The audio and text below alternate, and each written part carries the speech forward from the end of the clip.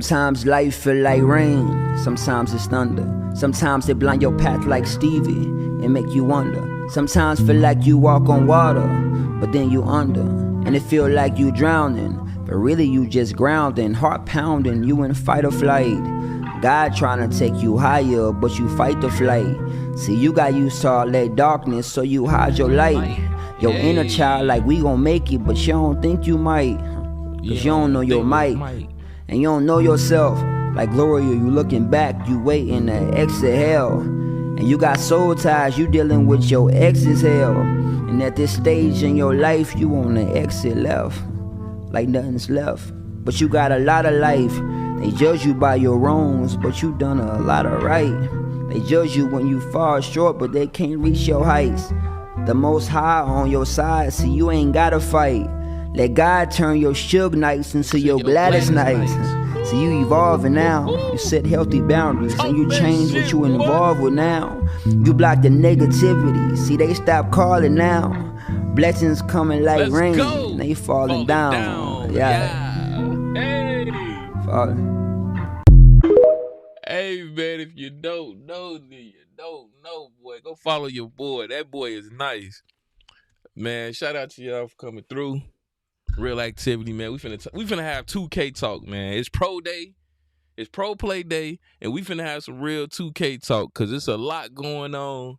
And I tried to stay out the mix because, you know what I'm saying, I'm an up and coming, you know what I'm saying, 2K content creator, as you want to call them. I try to separate myself from the community because there's some weirdos out here, and I've seen a lot of weirdo activity going on, and it seemed like a lot of people getting exposed. Or let's just say the 2K community is tired of the BS. And I go check this out real quick. This is what I saw this morning, man. Hold on. I'm finna drop it for you, bro. I don't know bro name, but he did his thing. Hold on. Yo, I always keep up with, We finna talk. Always keep up with the 2K shit. Anon, J-Eazy, Brute, only niggas that I keep up with, bro. Bro, I'm tired of seeing your videos about these goofy ass niggas coming at sim heads and goofy ass niggas talking about my career niggas. They must have forgot. And niggas talking about money. Let's bet money. I'm a my career nigga to the death.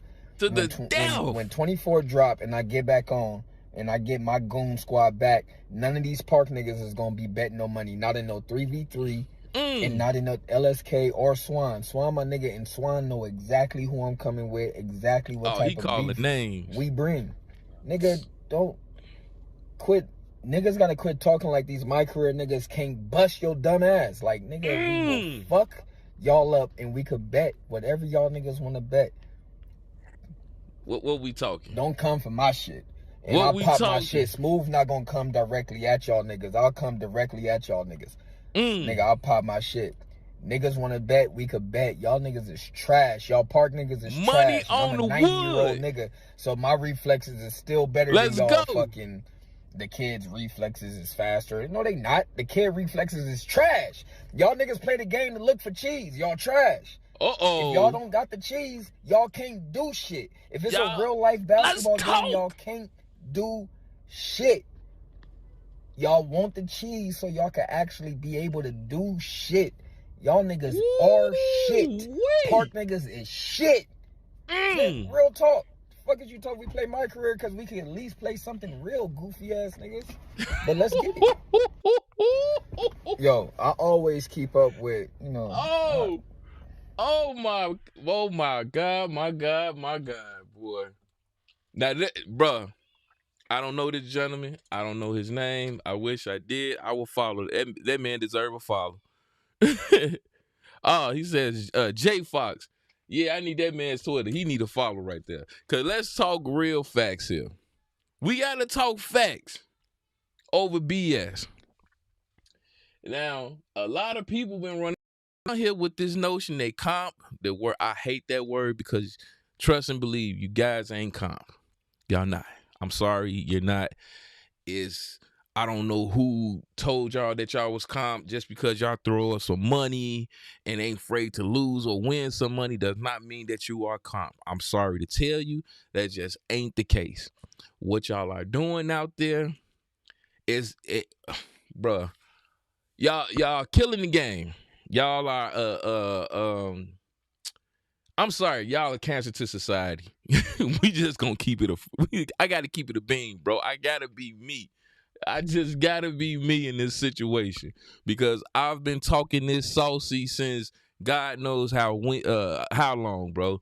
When Mike Wayne and everybody put it on Mike Wayne that he's at fault and all this mess, but we gotta be frank because I've seen moments where Mike Wayne tried to bring basketball to the next level, especially when it comes to 2K, and you guys attack them. Y'all guys attack the developers. Y'all guys just literally like one of the guys said, y'all stuck in nostalgia. Y'all want the old. Every time you turn around, it's always bring 2K back to 2K16 or 2K17. And I'm like, where's the progression? Where's the growth? Where's the evolution? That's always been my plight with anybody that says that, any talking points. I thought it was some BS that was only on Twitter, that, you know what I'm saying, a lot of people don't think that way, but then all of a sudden you start seeing it hopping on YouTube as an argument point. You start seeing it, the Twitter spaces. Shout out to the Twitter spaces because Twitter Spaces is dope because it's like a debate type of atmosphere. Depending on where you at, you can be chaotic or non-chaotic. But the 2K community has been using Twitter Spaces, and the developers have been coming in, the influencers, content creators, etc. And unfortunately, hearing these guys talk has raised the level of much more concern in my life than ever, because if it was up to them, 2K would never evolve. 2K would keep pumping out the same game year in, year out with no growth, no evolution, bro. I'm just gonna keep it a buck because these widows don't know basketball. You're taking information from people that probably never played a organized basketball a day in their life. He said, I'm a sinner. What up, Ray Ray? He said, I'm a sinner. I don't concern myself with them.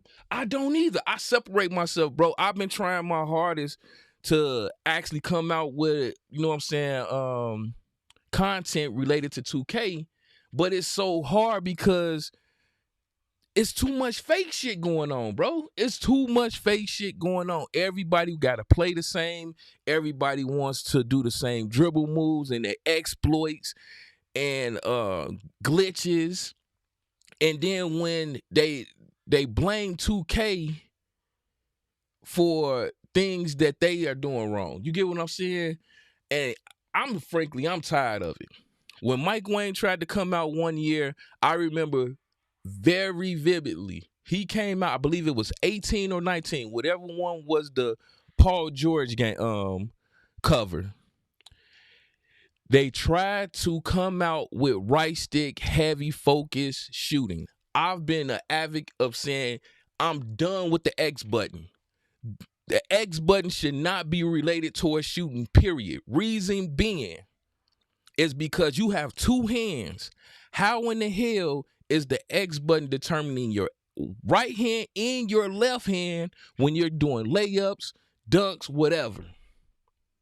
I know shooting is typically the hand that you assigned it to. But when it comes to the layups and dunks, how the hell am I able to dunk with my right? If I'm a left-handed dunker, how the hell am I able to dunk with my right hand and do layups with my right hand as efficient as my left hand? That's mind-boggling to me, bro.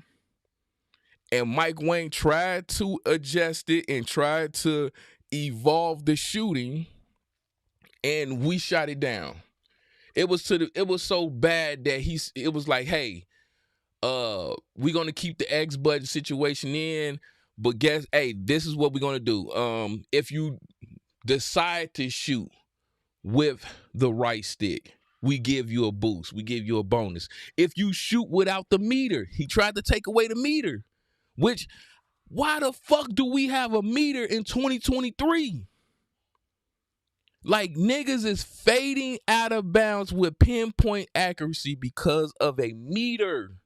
Not me. I can respect you if you did it and you timed your shot and you released it on point and you nailed that motherfucker. I'd be like, yo, that boy right there good. That boy good. But you cats think y'all are good or comp and y'all have shot meters. He said, hope we get the trailer to, bro, I'm on it, man. That's when we live now, because I'm like, I wanted to get it day zero because ProPlay is finna be a monumental feature if it's done right, in my opinion. If it's done right, it's going to be a monumental feature, mainly due to, like they said, they can do the mechanics with the dribbling. I hope they can do the mechanics with the defense as well. Not just on offense. I need something on defense also that's related towards that pro dribble. And I hope I'm hearing that today whenever they announce it. So that's why I'm going live right now. Also, man, shout out to y'all coming through, man. I rock with those that rock with me, support those that support me. I appreciate y'all even coming in here, just listen to what I got to say.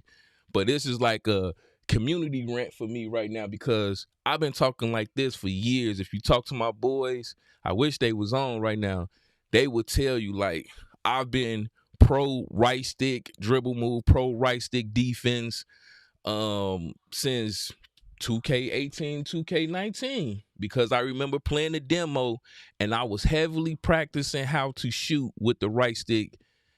And I was like, this is evolution. Like, this is it. If they can implement this and then they put it with the defense, because why the hell am I playing defense with both of my hands with one button? That's why they keep going back and forth with the nerfing, in my opinion, because there's no evolution in the defense and the offense when it comes to that right stick. If I judge where you're going with your dribble move and I time it with the right hand and I point out to get that steal with the analog stick, I should be rewarded with that steal or a stop dribble or misdirection of the dribble. I need to be rewarded something for timing and accurately figuring out where you're going to go with the basketball. Now, if I don't, and I missed the opportunity, or I misjudge and reach with the wrong hand with the analog stick, ain't no argument on why you got crossed over. Why your hands is touching earth, ain't no conversation needed because you reached wrong and I treated you as such. I gave you that business. That should be the evolution of that game right now. And I can say one thing. Shout out to Mike Wayne and them for going into the league, the NBA 2K league, because this is the reason why the evolution is coming, in my opinion, when it comes to 2K, because when you look at the real comp / pro players, the 2K league players that I'm doing hyphens right now, they're doing everything that they do in the park or in random rec. Everybody is 5 out. Point guard does a couple dribble moves, cross moves, the left, right mess, get a screen to pick, one dip down, or they wait and see if somebody gonna bite on the contest in the corners and they pass it for a 3, or they going in for a shot. That's all you see in the league this year. And the viewer numbers, I don't know how good or how bad they were. When I was watching live, they wasn't that great, in my opinion. They was like in a couple hundreds. We're talking about 2K. This should have been in the thousands viewing this right now. Like, it was, even though the games were good, but you can literally grab the controller, go to the park or the rec, and do the same move, same thing that they was doing. I'm not saying that they're not talented. I'm not saying that. But what I'm just saying is that for me, viewing that and watching that and seeing the amount of money that's involved with this program, because we talking about thousands, like damn near $250,000 of prize money being delivered and sent out. Even more than that. depending on you talking about sponsorships and, you know, televised shows, because they even got it on the ESPN, I believe. You're seeing all of this money being pumped into this, and then all of a sudden everybody's playing like the normal person that's on the rec. That's a L in my opinion. It's boring. It's not worth checking out. And I'd rather y'all evolve this and stick to your guns. I said Mike Wayne a long time ago, he needs to stick to his guns. Me being somebody, I'm speaking like I'm speaking because me as a person that's actually like diving and diving into the development process of gaming, because I am going to create a game soon called Rack City. You know what I'm saying? Check out for that. It's coming. But shameless plug. Me actually diving into that world, I've got a newfound appreciation when it comes to like gaming, and not just being a consumer, but also being someone that, you know, look at outside looking in and see how much time and dedication it takes to make a game. And I always said 2K's issue is they have too many people that they're trying to cater to. And, you know, you're being a trick of the trade without mastering one. And it shows. You know what I'm saying? Every time 2K drop, it be on point. It be on point when it first released. Every time. Everybody was talking about the defense was OD in 2K22 and 23. No, it wasn't. You had to learn and adapt. Those same dribble moves that you came out in 18 and 19 and 20 or 21 was not doable or efficient or effective as they were in 22 and 23. Get over it. It's called adapting. It's called adjusting. It's called evolving your skill set so that you can become better. But everybody went into the Twitter spaces. They attacked. I remember literally iPod King Carter and some other guys held a Twitter space. Dales was in there, and they was listening to quote unquote comp players complain about drilling bars. And I think the very next day or within that same week, I know it wasn't a week, but within that same week of that Twitter space, drilling and bars was gone. It was not effective, and then all of a sudden it was all hail the 6'9" point guards and etc. that can do everything and do not have to worry about defense. And then everybody complained about the game being trash, which you saying that it's trash, but you still playing it, and that's a whole nother adi-dodo situation, because again, you're talking about a company that goes once the product is released, we go off of sales. And if the goddamn game is making over billions of dollars in sales after its release, and it's actually better than the game prior in sales, you start seeing bonuses, and you start seeing, well, apparently we did something right, so we got to go one step further and continue with this, what we did, because apparently we did something right because the people like it, even though on YouTube y'all are yelling and complaining that the game is trash. Now, they came out with a future quarterly earning, and they said it's going to be a drop. And everybody like, oh, the community is standing up, and they standing tall, and they want to think that it's the community. And no, it's not. It's not the community that's making the drop. It is the amount of games that are being released in 2K's window. One of the biggest titles this year is dropping this, which is Starfield. And if you haven't been around, you seen the promotion, you know what Starfield is, and it's being touted as one of the biggest games that's going to drop this year. And a lot of people are anticipating this game. And guess what? It drops in the same week as NBA 2K. Now you might say, well, it's two different titles. How would a sci-fi RPG game affect a sports game in a sense?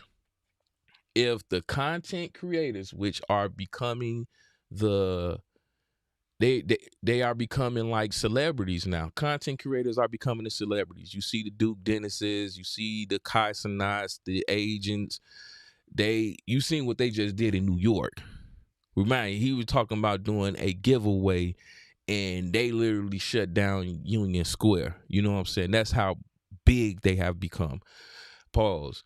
So if the content creators turn around and they start seeing this wave of Starfield being a game that everybody is streaming, and the people want content on it and want to watch people play it, guess what's going to happen?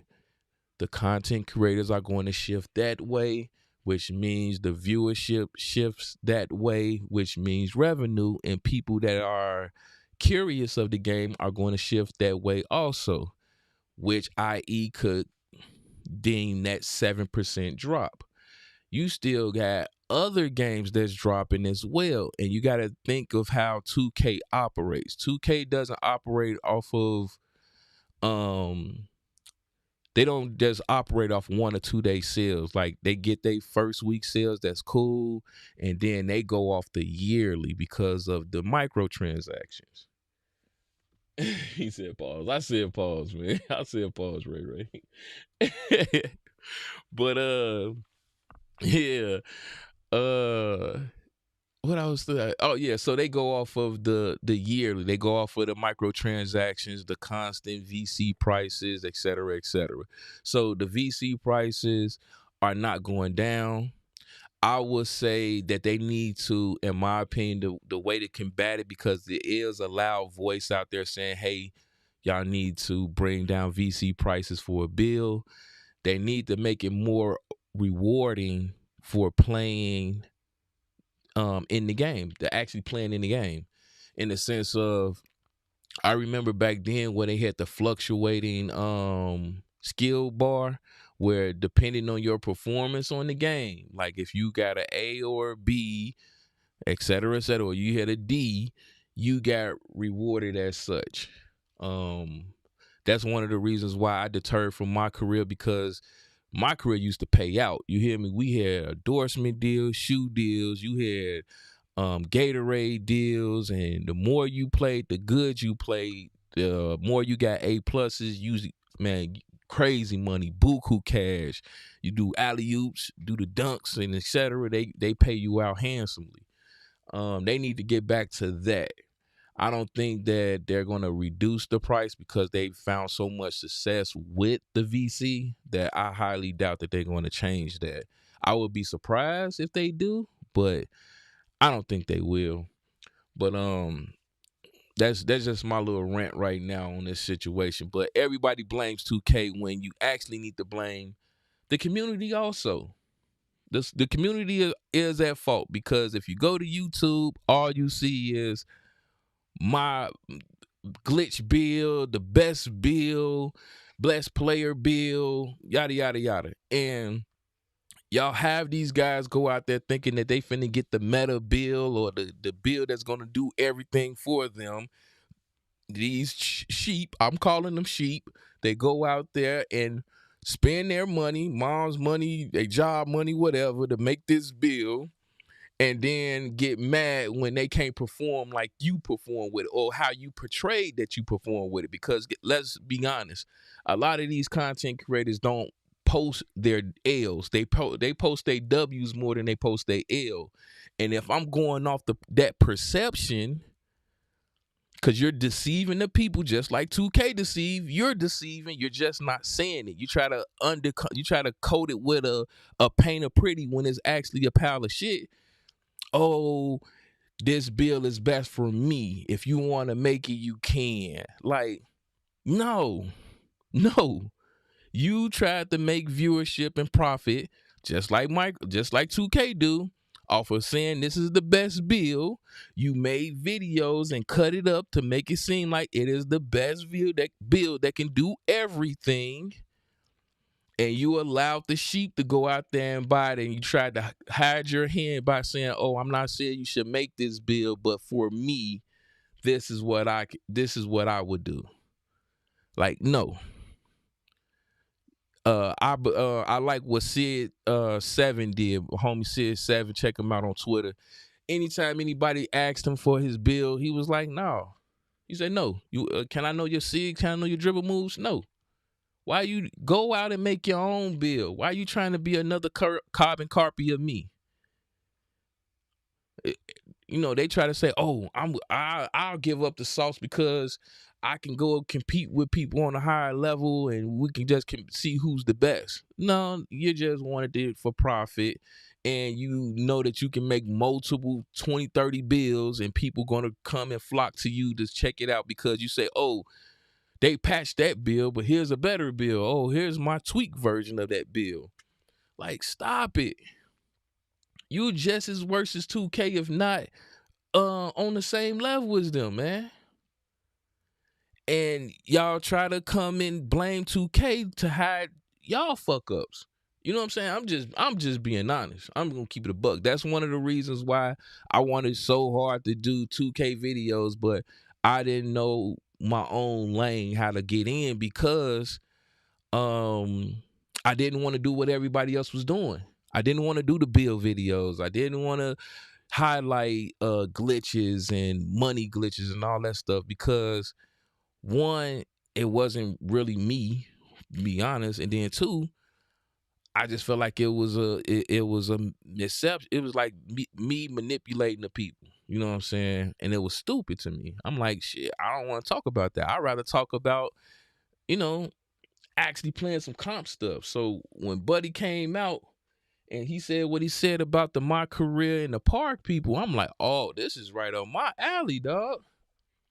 I'm the type of nigga that we go to the park, I'm looking for the win streaks. Me and my homies, we looking for the win streaks. We going straight over there, and we gonna run it up that way.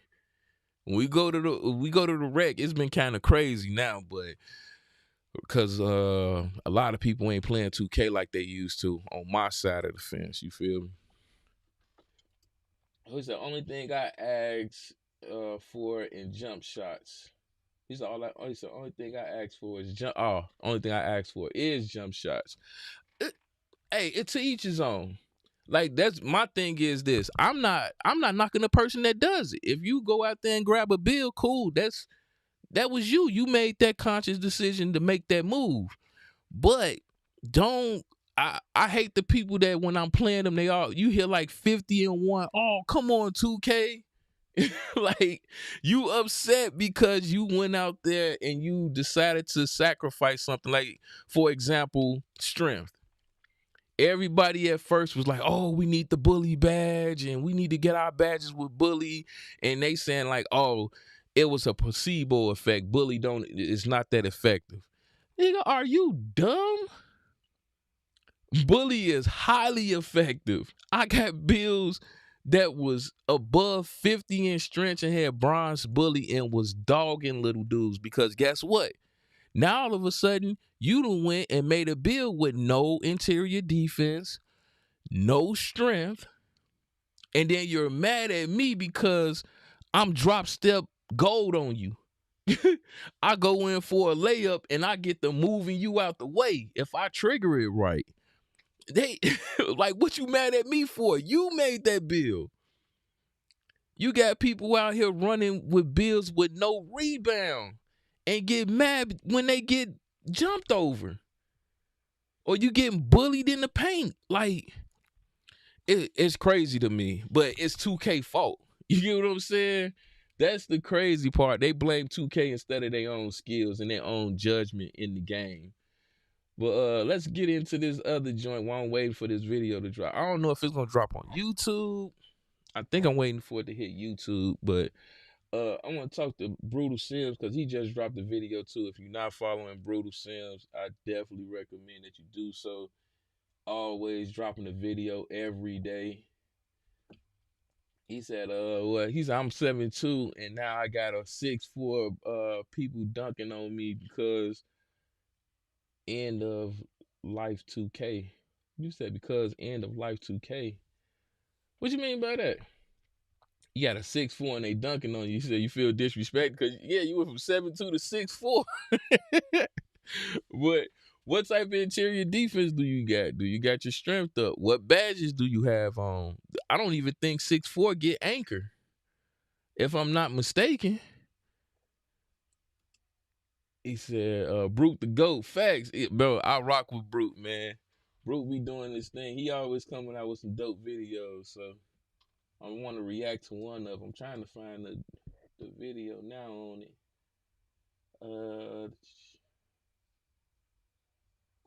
Is it this one?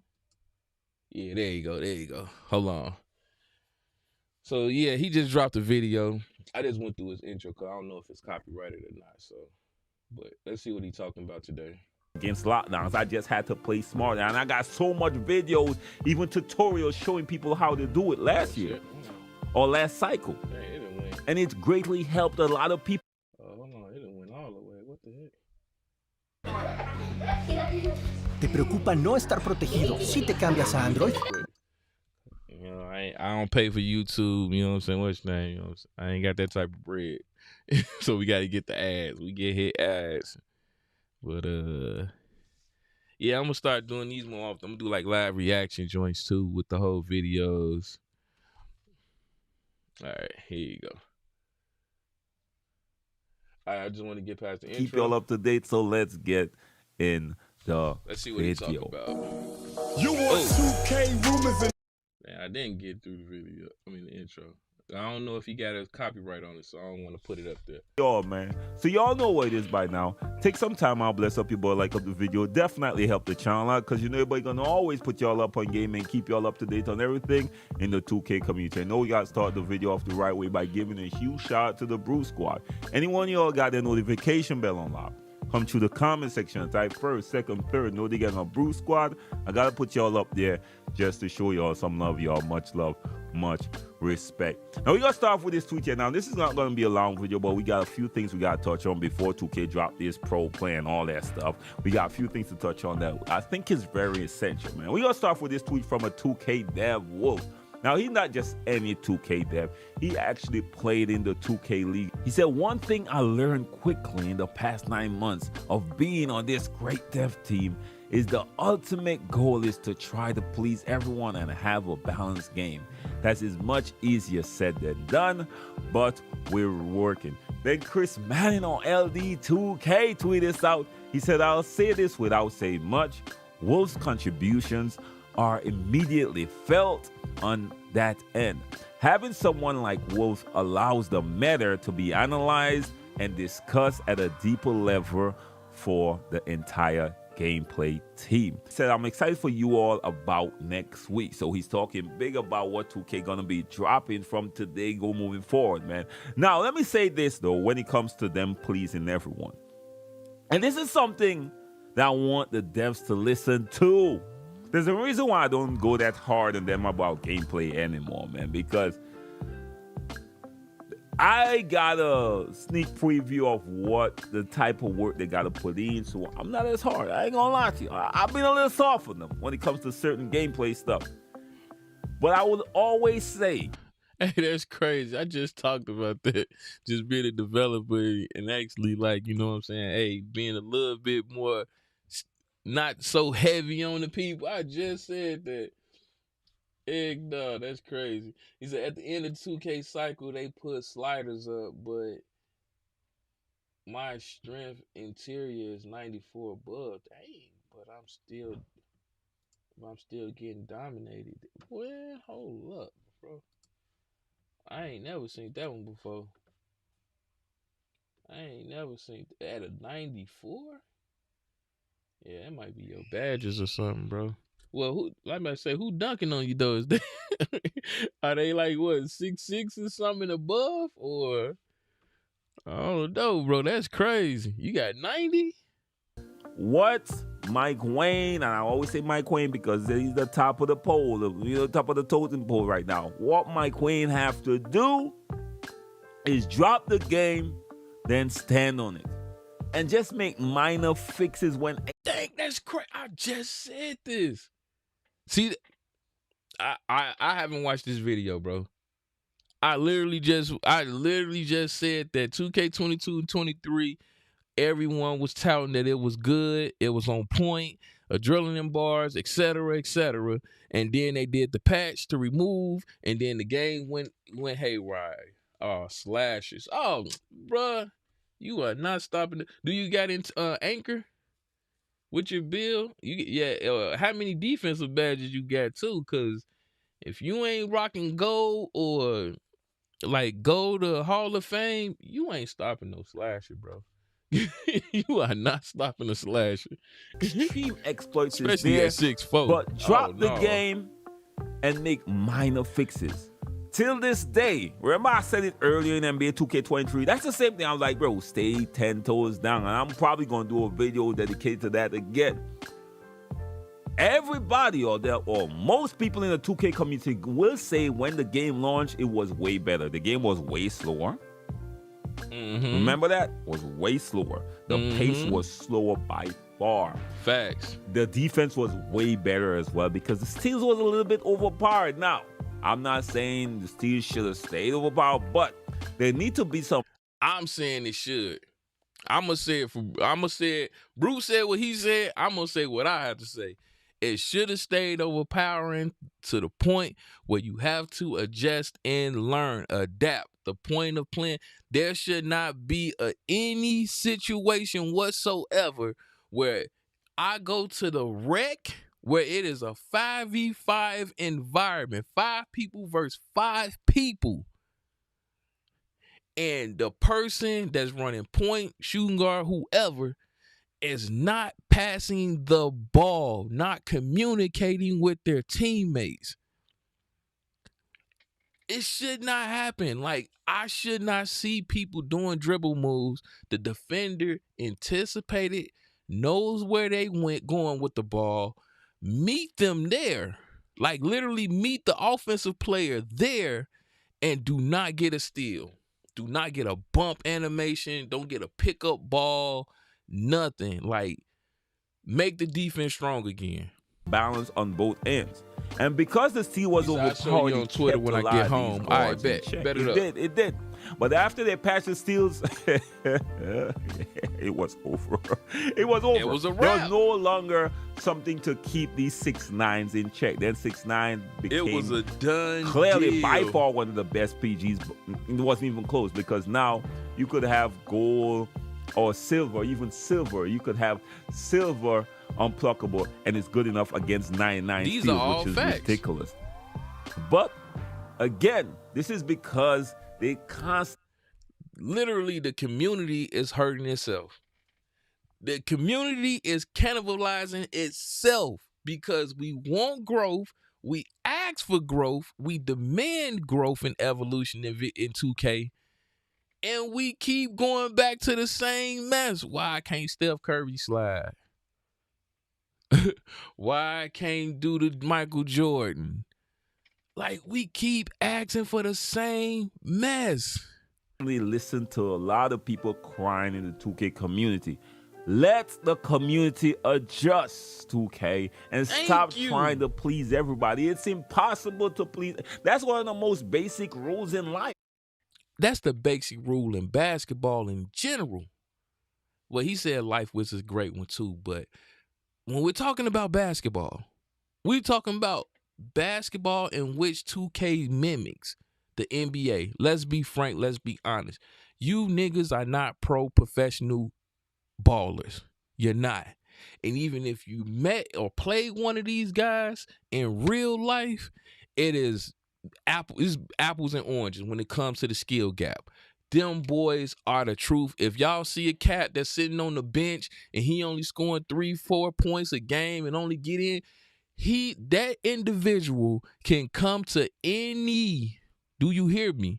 Any gym in America, probably in the world, Craig, and bust your ass with ease.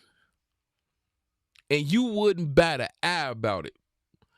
There's a reason why there are pro players. They are passionate, heavy, driven.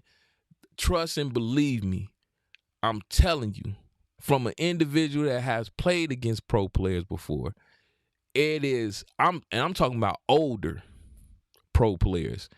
it is night and day when it comes to the skill sets. So please stop comparing yourself to these cats because you're not them, one. Two, some of the cats that y'all are even focusing on or even getting opinions from, if you see how they play ball in real life, man, slap your mama, bro. You'll be looking like, why am I even listening to you, couch potato gamer, telling me about a system that's supposed to be about physicality and movement? Nigga, the only movement you do is reaching for a controller or grabbing a hot pocket. Like, these niggas are not real hoopers. Some of them don't even have a background outside of playing like street park games, like playing at the park. And I'm not saying that's supposed to be the end all be all when it comes to video games. Of course not. I'm not saying that. But what y'all are comparing it to and what's being presented is night and day, bro. Like, stop it. Some of you niggas couldn't even get on in a park game, let alone a high school game. Like, and y'all gonna try to tell me what 2K or what basketball should be played like. That's crazy. Not trying to please everybody. Do the best you can and let it settle there and let the community adjust. Y'all should not evolve and adapt. Adjust the community and the crying on whatever end it is, whether it's comp or not comp, they crying. No, let them adjust. It's that simple. Comp already said they will adjust much faster and everything. And I'm sorry to y'all, but comp was crying the most. They were crying the most. I told you, posting it. He was there. I remember Brooke being in there. I had seen Williams and his brother Malin Grant try to dunk on me. What? Damn. Oh man, yeah, you got a problem there, bro. Something ain't right. I need to see the stat sheets, bro. They tried to. God damn, bro. His brother tried to dunk on you. Jesus. Yeah, y'all got a problem with me saying that? Come. It's all right. Brute here. Well, they tried. You know what I'm saying? I don't know if they really officially dunk on you. Let the community adjust and stop trying to adjust the community. A lot of people will say y'all ruined 2K23. Right, I still enjoy 2K23. I love after y'all patch it, yes. But I will say, I was happy with. I can't say 2K23 has been lit. The only thing that I say is like a little bit of a downfall with it, on my opinion, was I didn't like that they gave me 1v1 court in the theater and they kept switching it out. It's like little minor stuff. Did I really care about the VC? No, because I still continue to play my career. I got so bad at my career, playing my career, because I still enjoy it. I'm even playing one now to this day. I got so bad at my career that I knew the Bulls, because I'm always putting my players on the Bulls for the most part. I knew the Chicago Bulls schedule in NBA 2K23. Like, I knew when I was about to run up and have a double game against Jason Tatum. I knew when I had All-Star was coming, and then I had my Greek the Freak games that I knew it was going to be a problem. Like, that's how bad I was in my career, but I also played in park and all that stuff. Now, I can say, out of all the 2Ks, I think 2K23 was my least hourly played 2K. Like, hold on, let me see. Let me see real quick. I want to see, because I'm curious now. Brutal got me curious. Let me see. I think 2K23 was my least played 2K. Like, I ain't going to go down all of them, but I'm just going to look at this stat. Because I know one of them, I did over 100-some hours in 2K played. Like 100-some daily. Like, it was a crazy number. Look, I did 71 days. When I'm telling you, like, one of the 2Ks, I did over 100. So it's like, you know what I'm saying? But this is my least played 2K. I done jumped on Call of Duty now. This is crazy, but anywho, that's neither here nor there. But he said he ran up for a defense in NFL. Sean was in the NBA. This real life, I moved out. He said, "This is real life. I moved out the way," as you should. That's the thing when you're athletic, like athletic, it's levels to athletic to this. Let's just be frank. We see it, we know it.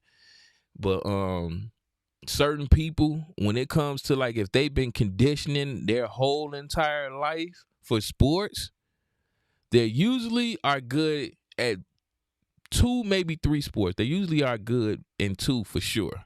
3, pushing it, a little adjustment, but I'm pretty sure they good. That's why you see like the UFC fighters going into boxing and vice versa, or you see NFL players playing basketball, or basketball players playing football, baseball, et cetera, et cetera. You're usually good at a lot of different type of sports. That's what I'm saying is levels to it. Like when people over here trash talking people, NBA players, I'm like, dude, trust and believe.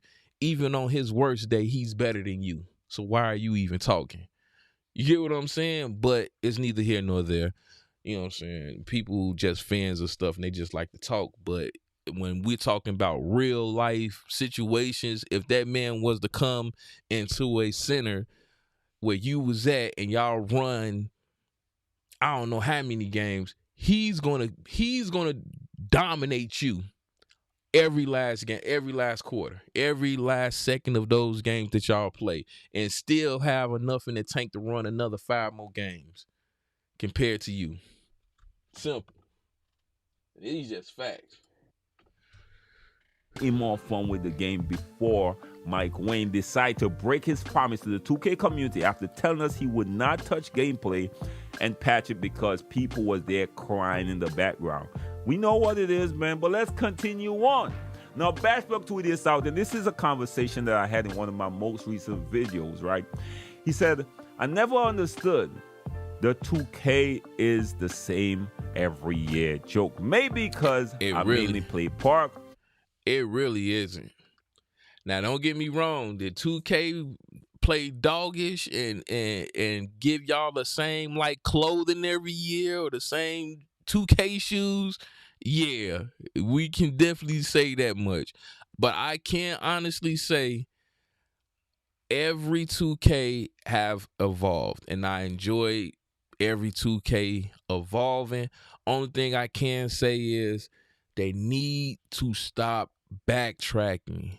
They need to stop backtracking and going back in dialing and adjusting to the community, because again, y'all, these people that's complaining do not have y'all best interests at heart at all. Anyone, I'm telling you now, I'm just gonna keep it buck. I don't care who it is, who's speaking, who talking on these YouTube streets. If anybody is coming to you talking about we need 2K16 XYZ back, if they saying, oh, 2K23 is trash defensively, offensively, 2K is still stuck in the old mindset, like there's no improvement with 2K, they are lying to you. They are lying to you, and they don't know 2K. They couldn't have been around for 2K to even say that 2K23, 22 is just some of the same mess. Like, no. Nah. He said, I'm 5'6", they like 6'5" above. He said, hold on, I'm 5'6", they like 6'5" above. We went to the same school. No, we not doing that. Bro, I played against Tyson Chandler, Amon Shepard, AD, like all majority of the Chicago dudes outside of like maybe D Rose and what's dude that was from the Bulls? Eddie Curry. When I say Eddie Curry, you know, was moving niggas out it wasn't, we played basketball too, bro. And when I say it was night and day, it was like it's like you see, you on the court and you see like that dude right there, he's him. This is high school. I don't care how he turned out in the NBA. That's why I got this ideology and this mindset that I have when it comes to basketball, because I've been on the court and I played against these cats. And I'm like, it's night and day. You can say all the trash talk that you want about him, what he did in the NBA. But when he was amongst his peers, his age group, it was night and day. It was night. Amon Shepard was bro, that nigga is a beast. Do you hear me? Everybody, you know what I'm saying, they have like little wishy-washy comments about him while he was in the NBA, but the boy a beast. Like, I watched these cats play, and it's like, nah, dude. Like, trust and believe. If you was to go against him, they wrecking you. I'm like, we not even having a conversation no more, dog. But yeah, that's crazy. He said, "Nah, we not doing it." Yeah. But every 2K feels different to me. Go play 2K. Coors Banquet, the same brewing tradition. Oh, snap. I didn't hit too many words. They didn't hit me with a commercial. I'm trying to find this daggone game that I put all these hours in. Oh, there you go. This is something I've been saying. The narrative of it being a copy and paste game is one of the biggest BS narratives that they put out every single year. And guess who tends to put these out? Calm players. I see y'all every Hey, year. that's a fact, I see y'all. though. I was in those spaces debating with y'all every time y'all saying, they should do this, they should do that. Because it's the same game we playing. Maybe it's because you play the same way every single year. Yeah, I'm going for y'all next today, man. I'm tired of y'all. I'm tired. Now, Solo tweeted, I say, great tweet. The game. I think that's what's going on right now. I think everybody in the 2K community is just like, you know what? Y'all, these cats that speaking, they not speaking for everybody. And I think a lot of people are tired of this notion or this conversation piece that's coming out saying just in general 2K just ain't no good at all. But y'all keep running back to the same product. That is like crazy to me. I've said that countless days, nights, and weekends. How could the game be so bad, but you keep constantly making content on this same terrible so-called game? How, Sway? How? If I seen the trash game, like no shot right now, but I'm not a PlayStation fan. I don't like their business mindset current at this moment when it comes to PlayStation.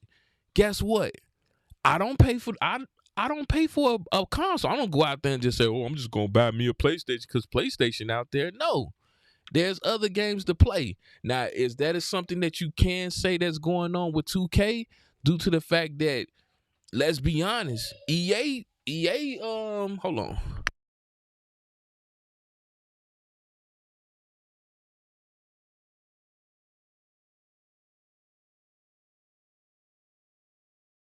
I gotta keep it being a bean, man. Sorry about that, but I gotta keep it 1,000.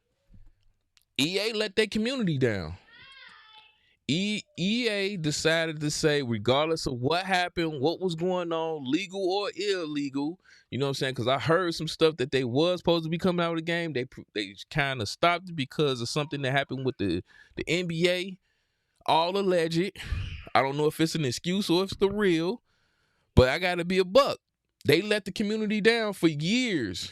They stopped making video games in 2019. We have not seen another EA period. So they stopped competing, regardless of whatever 2K was doing. They stopped, period. We just got to keep it buck. And they left us out here without a video game, and we only can rely on 2K.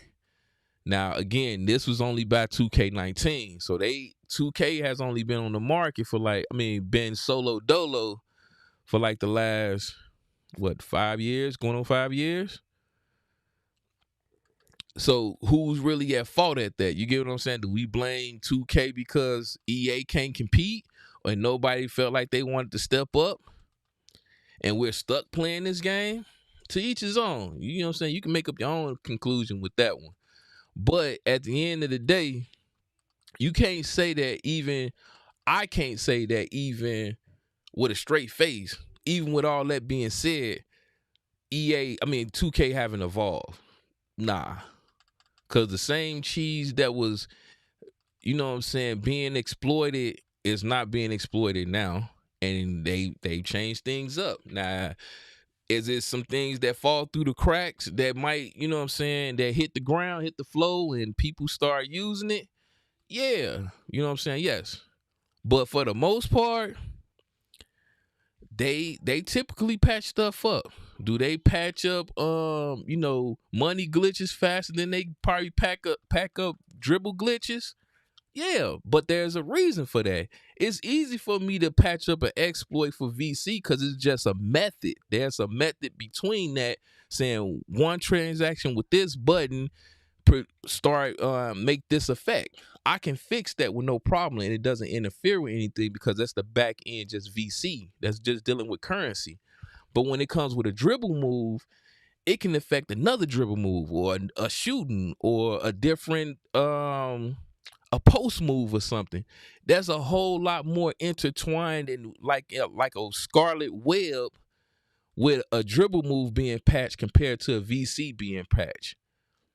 You know what I'm saying? Like, if y'all really want them to like really fix the game, that means that they would have to literally stop the whole entire game, run through every bit of coding that affects one particular area and make sure everything is cool, and then try to come out with it. And then again, the community figures out another way to exploit something, which I'm not blaming the community because it actually helps when you go out there and find out exploits in different scenarios and different situations on how to break the game, and 2K figure out a way to patch it. It makes the game better for the next generation. But we can't sit here and use that as an argument point against the people when they're trying to make the best. They're trying to pretty much mimic the NBA as much as possible and still keep it entertaining. That's a feat within itself. He said, "I wonder if going to get the NBA. Oh, I wonder if we're going to get the NCAA game." I heard through the pipeline that they are still doing it.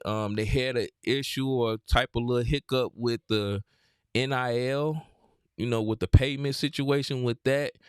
I think that they're still going on with it. I don't know, because in the quarterly earnings, they did say they had 2 unannounced games that was coming out. So I hope that they still, trust and believe, I want EA to prosper. I want them to come out here and give us another basketball game to check out and play, because I want to see what else they bring to the table. NBA Live was not that bad of a game at all. Like, I'm going to keep it a buck. I'm going to keep it a whole stack. It wasn't that bad of a game. Only thing that was wrong with it that they just needed to improve was the gameplay. Like, it was like automatic layups in this joker. Like, man, it didn't matter who was in front of you. You hit this button and layup galore. But I love the defense on that joker. Like, I think they had the right left defense on there. So if you timed it, you can get a steal. All that stuff with the arrow signature, the indicators that's on the players on 2K, EA had it. They even had like a AI battle royale type thing where you create your own 5 and then y'all can play, or let's just say you wasn't there to play the game. Your AI would step in and play for you for your avatars and stuff like that. And it was like court battles. You created your own court and all that stuff. That was dope. The way they unlock the shoes in the game, the more you play, you can unlock different variation shoes, dribble moves. You can go against street ballers like Professor and stuff like that. That stuff was dope. EA had a lot of dope stuff in it. Even the environments, the different type of course they had. The only problem they had was gameplay. That was it. If they could have fixed that and kept coming out with the updates like they was doing, and it was not a pay-to-win situation where we can just get all the clothing and the shoes and stuff that we wanted, they would have been a whole lot better. Whole lot better. It But always feels different. hopefully we get that NCAA. Obviously, basketball is gonna be I want basketball. football You and ain't basketball. changed the sport, but when it comes to the dribbling, the dunking, and the mechanics, it's always different. So people keep putting out these false narratives out there. I'm tired of hearing it. I'm tired of seeing it. I'm tired of when you go into these spaces, people saying it. Oh, it's copy and paste, but we should bring back the dribbling from 2K16. That was the best. Oh, we should bring back the defense from 2K. That, bro, he hitting every point. I promise you, I did not watch this video.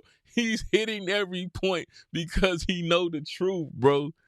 He knows the truth. He was in them Twitter spaces just like I was, listening to these cats go on and on about what used to be the good old days. Like, no, those are not the good old days. They was good for that time. And it's just like rap music. You know what I'm saying? Everybody keep coming out with these top 5, top 10, top 50 lists, and it's like they all trash. Everybody just gonna keep saying they trash. Nobody wants them, or it's gonna be a debated topic because guess what? I might not feel the same that you feel about a certain artist. You know what I'm saying? If I didn't grow up in that time, I wouldn't know the impact of that person. But if I done went through some stuff with a particular artist and they put me in a certain mood or a certain environment to get through something, I put them number one. Tyler, the Creator, said it best in the interview, and it was just so well spoken and so well said that your top artist is not my top artist, because when you come to me and say, "Oh, you're my favorite artist," and then, you know what I'm saying, you start talking, and it's like, well, why am I your favorite artist? You didn't say, oh, well, when I was going through this hard time and this rough stage, or I remember when me and my homies used to walk up to 7-Eleven and go get slushies before we go play basketball. We always listen to DMX.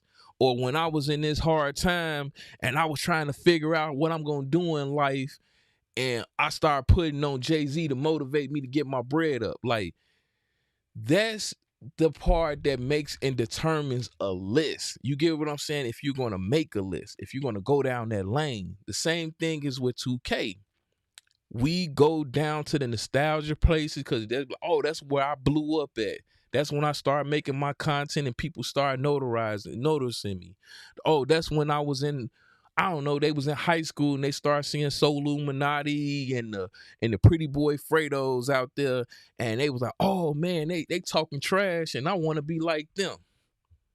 That's the nostalgia. That's that part that y'all just keep wanting to go back to, like the old heads. Like, technically, what you're talking like is literally the old heads of 2K.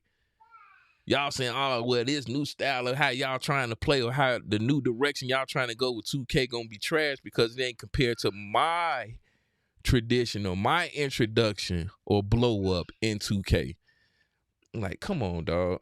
is the best. Or this, you saying the copy and paste and still saying we should don't go back and copy and paste an older game is hypocritical to me. This is why I keep saying, Dels, listen to your boy Brute. Stop listening to everybody and think you could please everybody in the 2K community. Stop it. Put a game out and stand on it. Let us adjust to the game you put out. Unless something is wildly glitchy and just breaking everything, all right, cool. I could understand some adjustment to that. But that was not, although Steels was overpowered, it wasn't unplayable. I was doing just fine as a point guard going up against lockdowns. I just had to play smarter. And I got so much videos, even tutorials showing people how to do it last year or last cycle. And it's greatly helped a lot of people, but you had to play with way more IQ than we had to play later in the year. After you listened to a lot of the crying and went back and patched Steals.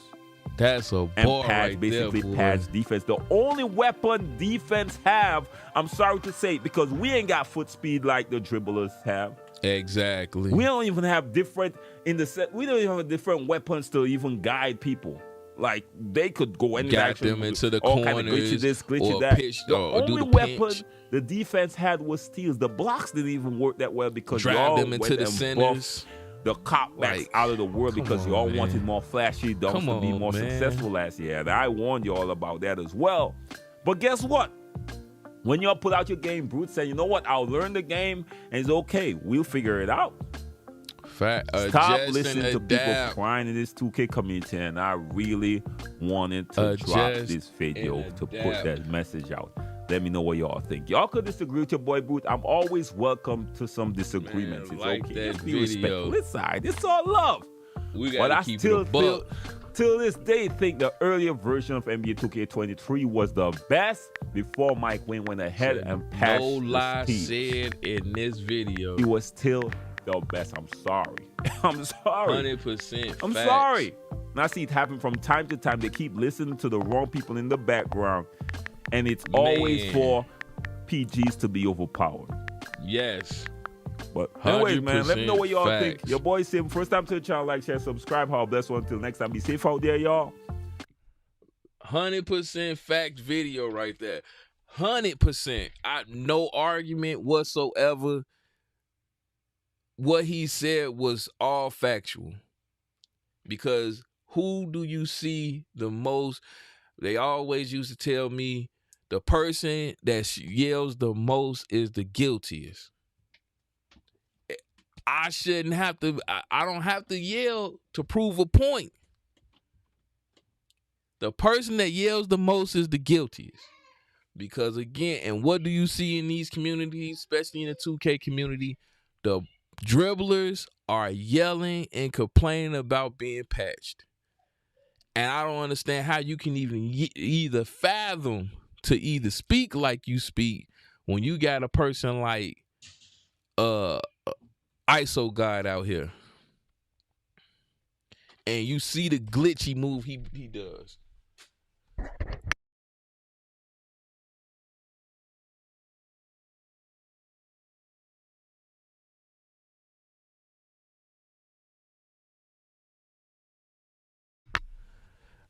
I want to check out something also. There you go, right there. So everybody been talking about EA because, you know, I did a video pretty much is when it comes to the evolution of 2K, in most cases, you know, people tend to plagiarize.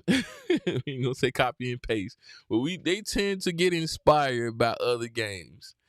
And I assumed ProPlay would be what EA Fever has dropped, which is Hypermotion.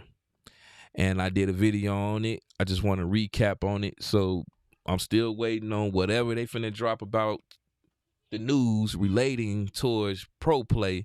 But this video was kind of a little bit spot on, or this is my idea of what I think it would be. So let's see, man. Well, we can go here because they explained it here. I'm just gonna zoom in a little bit.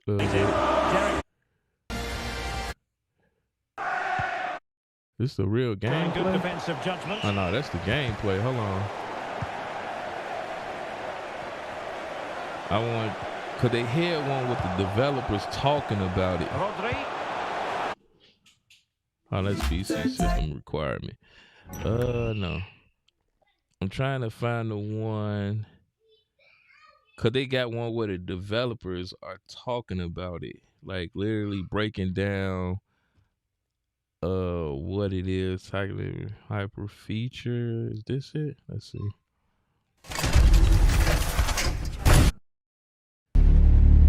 I don't think so. Well, here we can see it again, and it's a good penalty, you have to say. Straight down the middle, keeper's committed, and all he can do is watch it sailing, cool as you like.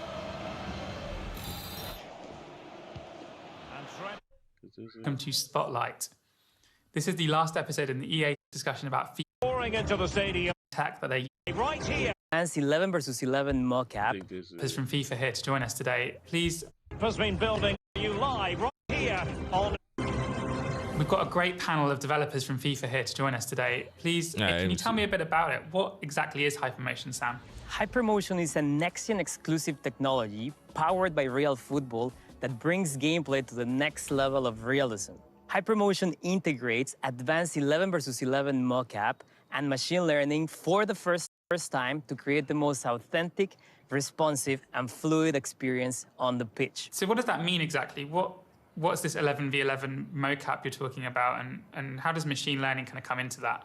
In the past, we used to capture animation in a mocap studio through an optical way of doing it. And we used to have maybe 1, 2, 3 players, and we would tell them, go to this direction, kick the ball in this direction. So advanced 11 versus 11 motion capture. XN Suits allows us to, for the first time, capture 22 professional footballers playing on the pitch. In other words, the data from these players in the real football environment, it's where it's powering the motion of players and teams in FIFA 22. So what does the algorithm, the machine learning algorithm, do with all that data? How does it take all that data from that match and all the other data that you have and apply it to the animations that are used in FIFA 22? Our cutting-edge and proprietary machine learning algorithm learns from over 8.7 million frames from the advanced 11 versus 11 mocap, and then in real time creates animation. This animation creates more organic and fluid motion in a different set of scenarios in the game. So what you're gonna see is players alternating between different, like, let's say a short step and then a longer step to properly get into the position where he can kick the ball for either a pass or shot or just a ball control. And that just makes things look and feel more like football. Motion is more fluid because players in real life, they adjust their cadence, they look at the ball, they position their bodies to get there, to get to the ball. And that's what you see with these new machines. Now, pretty much what he's going off of, this is what I'm thinking when I'm seeing this, because of the cameras. Technology has advanced to the utmost. I think, and this is one of the reasons why we getting the NBA pass also with 2K, not just because of promotion and marketing reasons, and it helps sell NBA TV, but also the cameras associated with the game. We're probably going to see a new enhancement of camera technology where they, like he's saying, they can upload. And when they was talking about ProPlay, let's say LeBron got the new move LeBron does when he does the old head look at the basketball and pull up and shoot in your face, or blow past you and try to dunk on your layup or whatever. He implemented that in the middle of the season, then nobody know what was going on. Instead of them having to call LeBron, hey, we need you to come in here and mocap and mimic that movement, we can literally just upload it right then and there in the middle of the game, be able to implement it into the game, and then within like the amount of, I guess, I don't want to say days or something like that maybe, or we can do a soft update and you have that same exact movement or the same exact move into the game and you ain't even know that it was implemented. You can see that they can adjust the progression and digress of a player. Let's just say if they not performing as well, it can literally fluctuate and be dynamic and adjust real time without them having to really even touch the game per se. I remember everyone was flipping out about this NBA simulation game that came out, and everyone thought it was like the next 2K or a new up and coming game that was coming out, and it was actually a developer company that was simulating basketball, and everyone wanted it. Everybody, oh yeah, this is dope. This is what 2K need to do. But again, y'all still want the glitchy moves. But I digress on that. It was way slower than 2K from what we seen. I'm gonna try to see if I can grab that footage, but it was way slower than 2K. But everyone was gravitating and running towards it. But y'all, so yeah, that's a whole nother story. But again, with this, I think this is exactly what ProPlay is going to be, but just in U.S. basketball form. You know what I'm saying? learning technology that we have in the game in FIFA 22. It's just too spot on. Can you tell me a bit more about this match, You know this what I'm 11v11 match? Because I think we've all seen, or FIFA fans will have seen videos of players doing motion capture in those suits with the little white dots on them. But this was a full game of football with all 22 players wearing these suits, right? So I remember you telling us a story about the 11v11 in Spain, right? Like you were hyping up the players, you were telling them go really hard. So real quick, cause I know I'm pausing, but just real quick, look at the suits that they got on, right? They got on the skin tight compressor suits with the strips and things like that. Imagine that still being in 2K. We sync the strips that they have. They actually have devices in the basketball that can show the velocity and the pressure points and how a person shoots the ball, the analytics of how when they release, the chances of them hitting or missing. They have all this technology. Even in the shoes, they have all this technology. What if they just implementing this into the simulation of basketball at this point, which would be 2K, because once again, 2K is the only game that's out. And this will be the forefront of how basketball is played. What's even crazier about this, they pick the Kobe Bryant edition 2K to do this, bro. If you really think about that, that's like coming full circle. You got the most compass person ever known. Well, not ever known, because Jordan is like #1 in most people's eyes, but when we talking about competitive NBA players competing at an all-time high, Michael Jordan, Kobe Bryant, and you got the NBA 2K24 being Kobe, and this might be the pinnacle of 2K going over that peak and actually evolving to something great. That's crazy. This is your chance to be in the game. And what happened there? That was a very important part.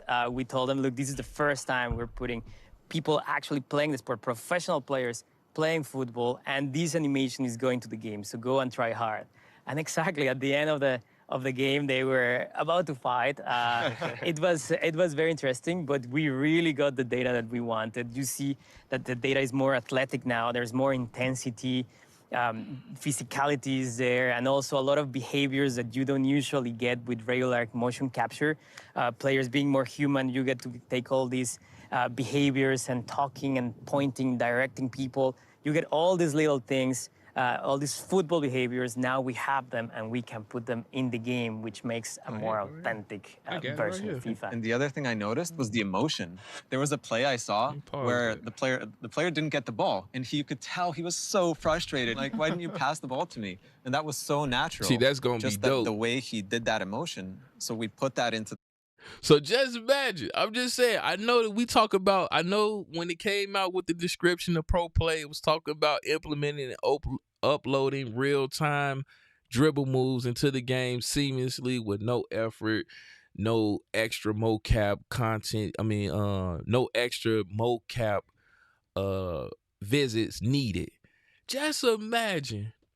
You sitting in the corner and you wide open and your center does a dumb move like he trying to go up on 3 niggas, and you sitting in the corner for the ball and your player actually shows the frustration, bro. Like, what the like, dude, like on that type of mess, like you see him throwing his hands up, like all that. You actually see the animation in the game.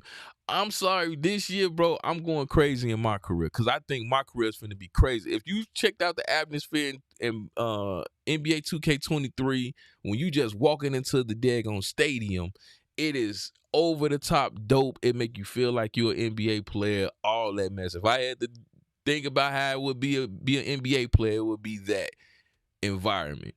Now, they amp that up times 10. This is finna be crazy. It's crazy, eh?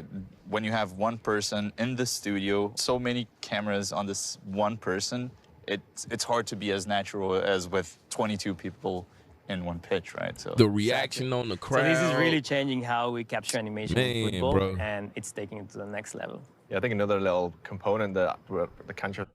All right, so pretty much they saying the same mess now, but shout out to them. But the next joint, this the one that took it for me right here. Hold on, let me see if I can share this joint. But here it goes. It says virtual basketball real event preview. Let me see.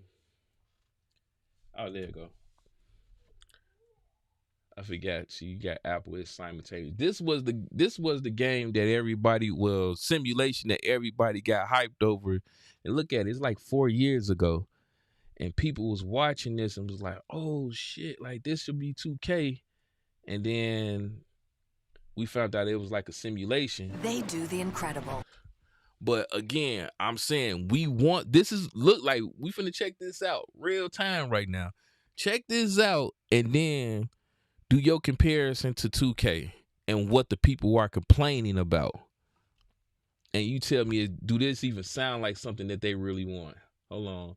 Let me see if I can get all the good resolution. Oh, they only go 720p. All right, so check this out. It's off back, you know what I'm saying? They got the little custom joints. That would be dope if we could do custom jerseys in the rec.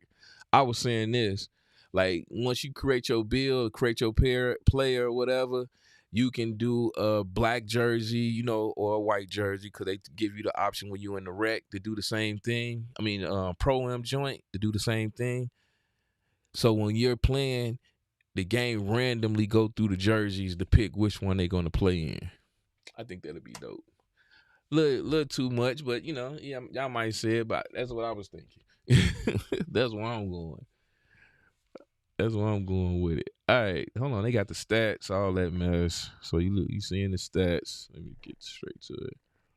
Oh, they got a countdown. All right. I don't think you ain't got no audio. No, they don't have audio. That's crazy.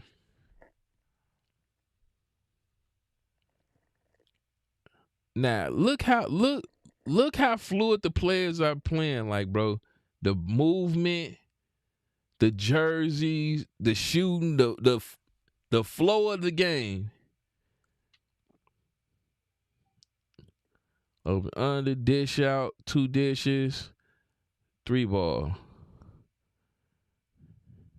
And people was, oh my God, this is what 2K should be.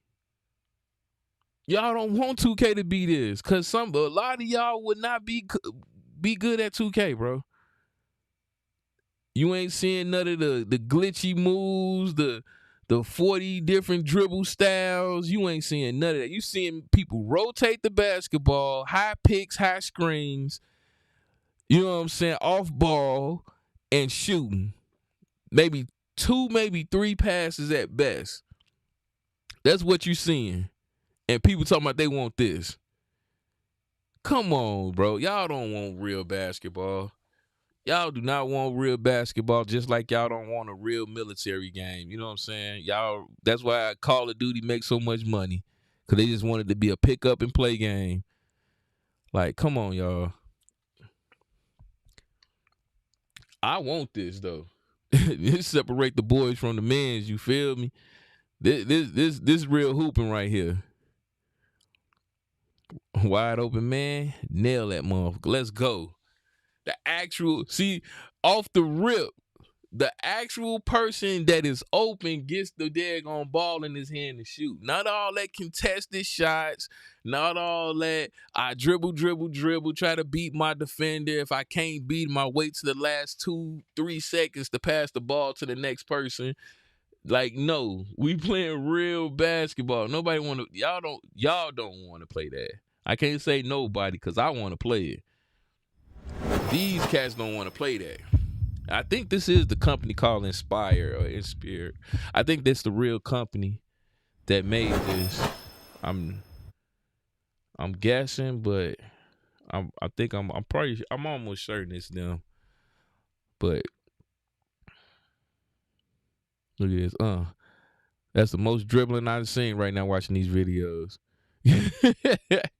Dish out, Cash Money 99 2000.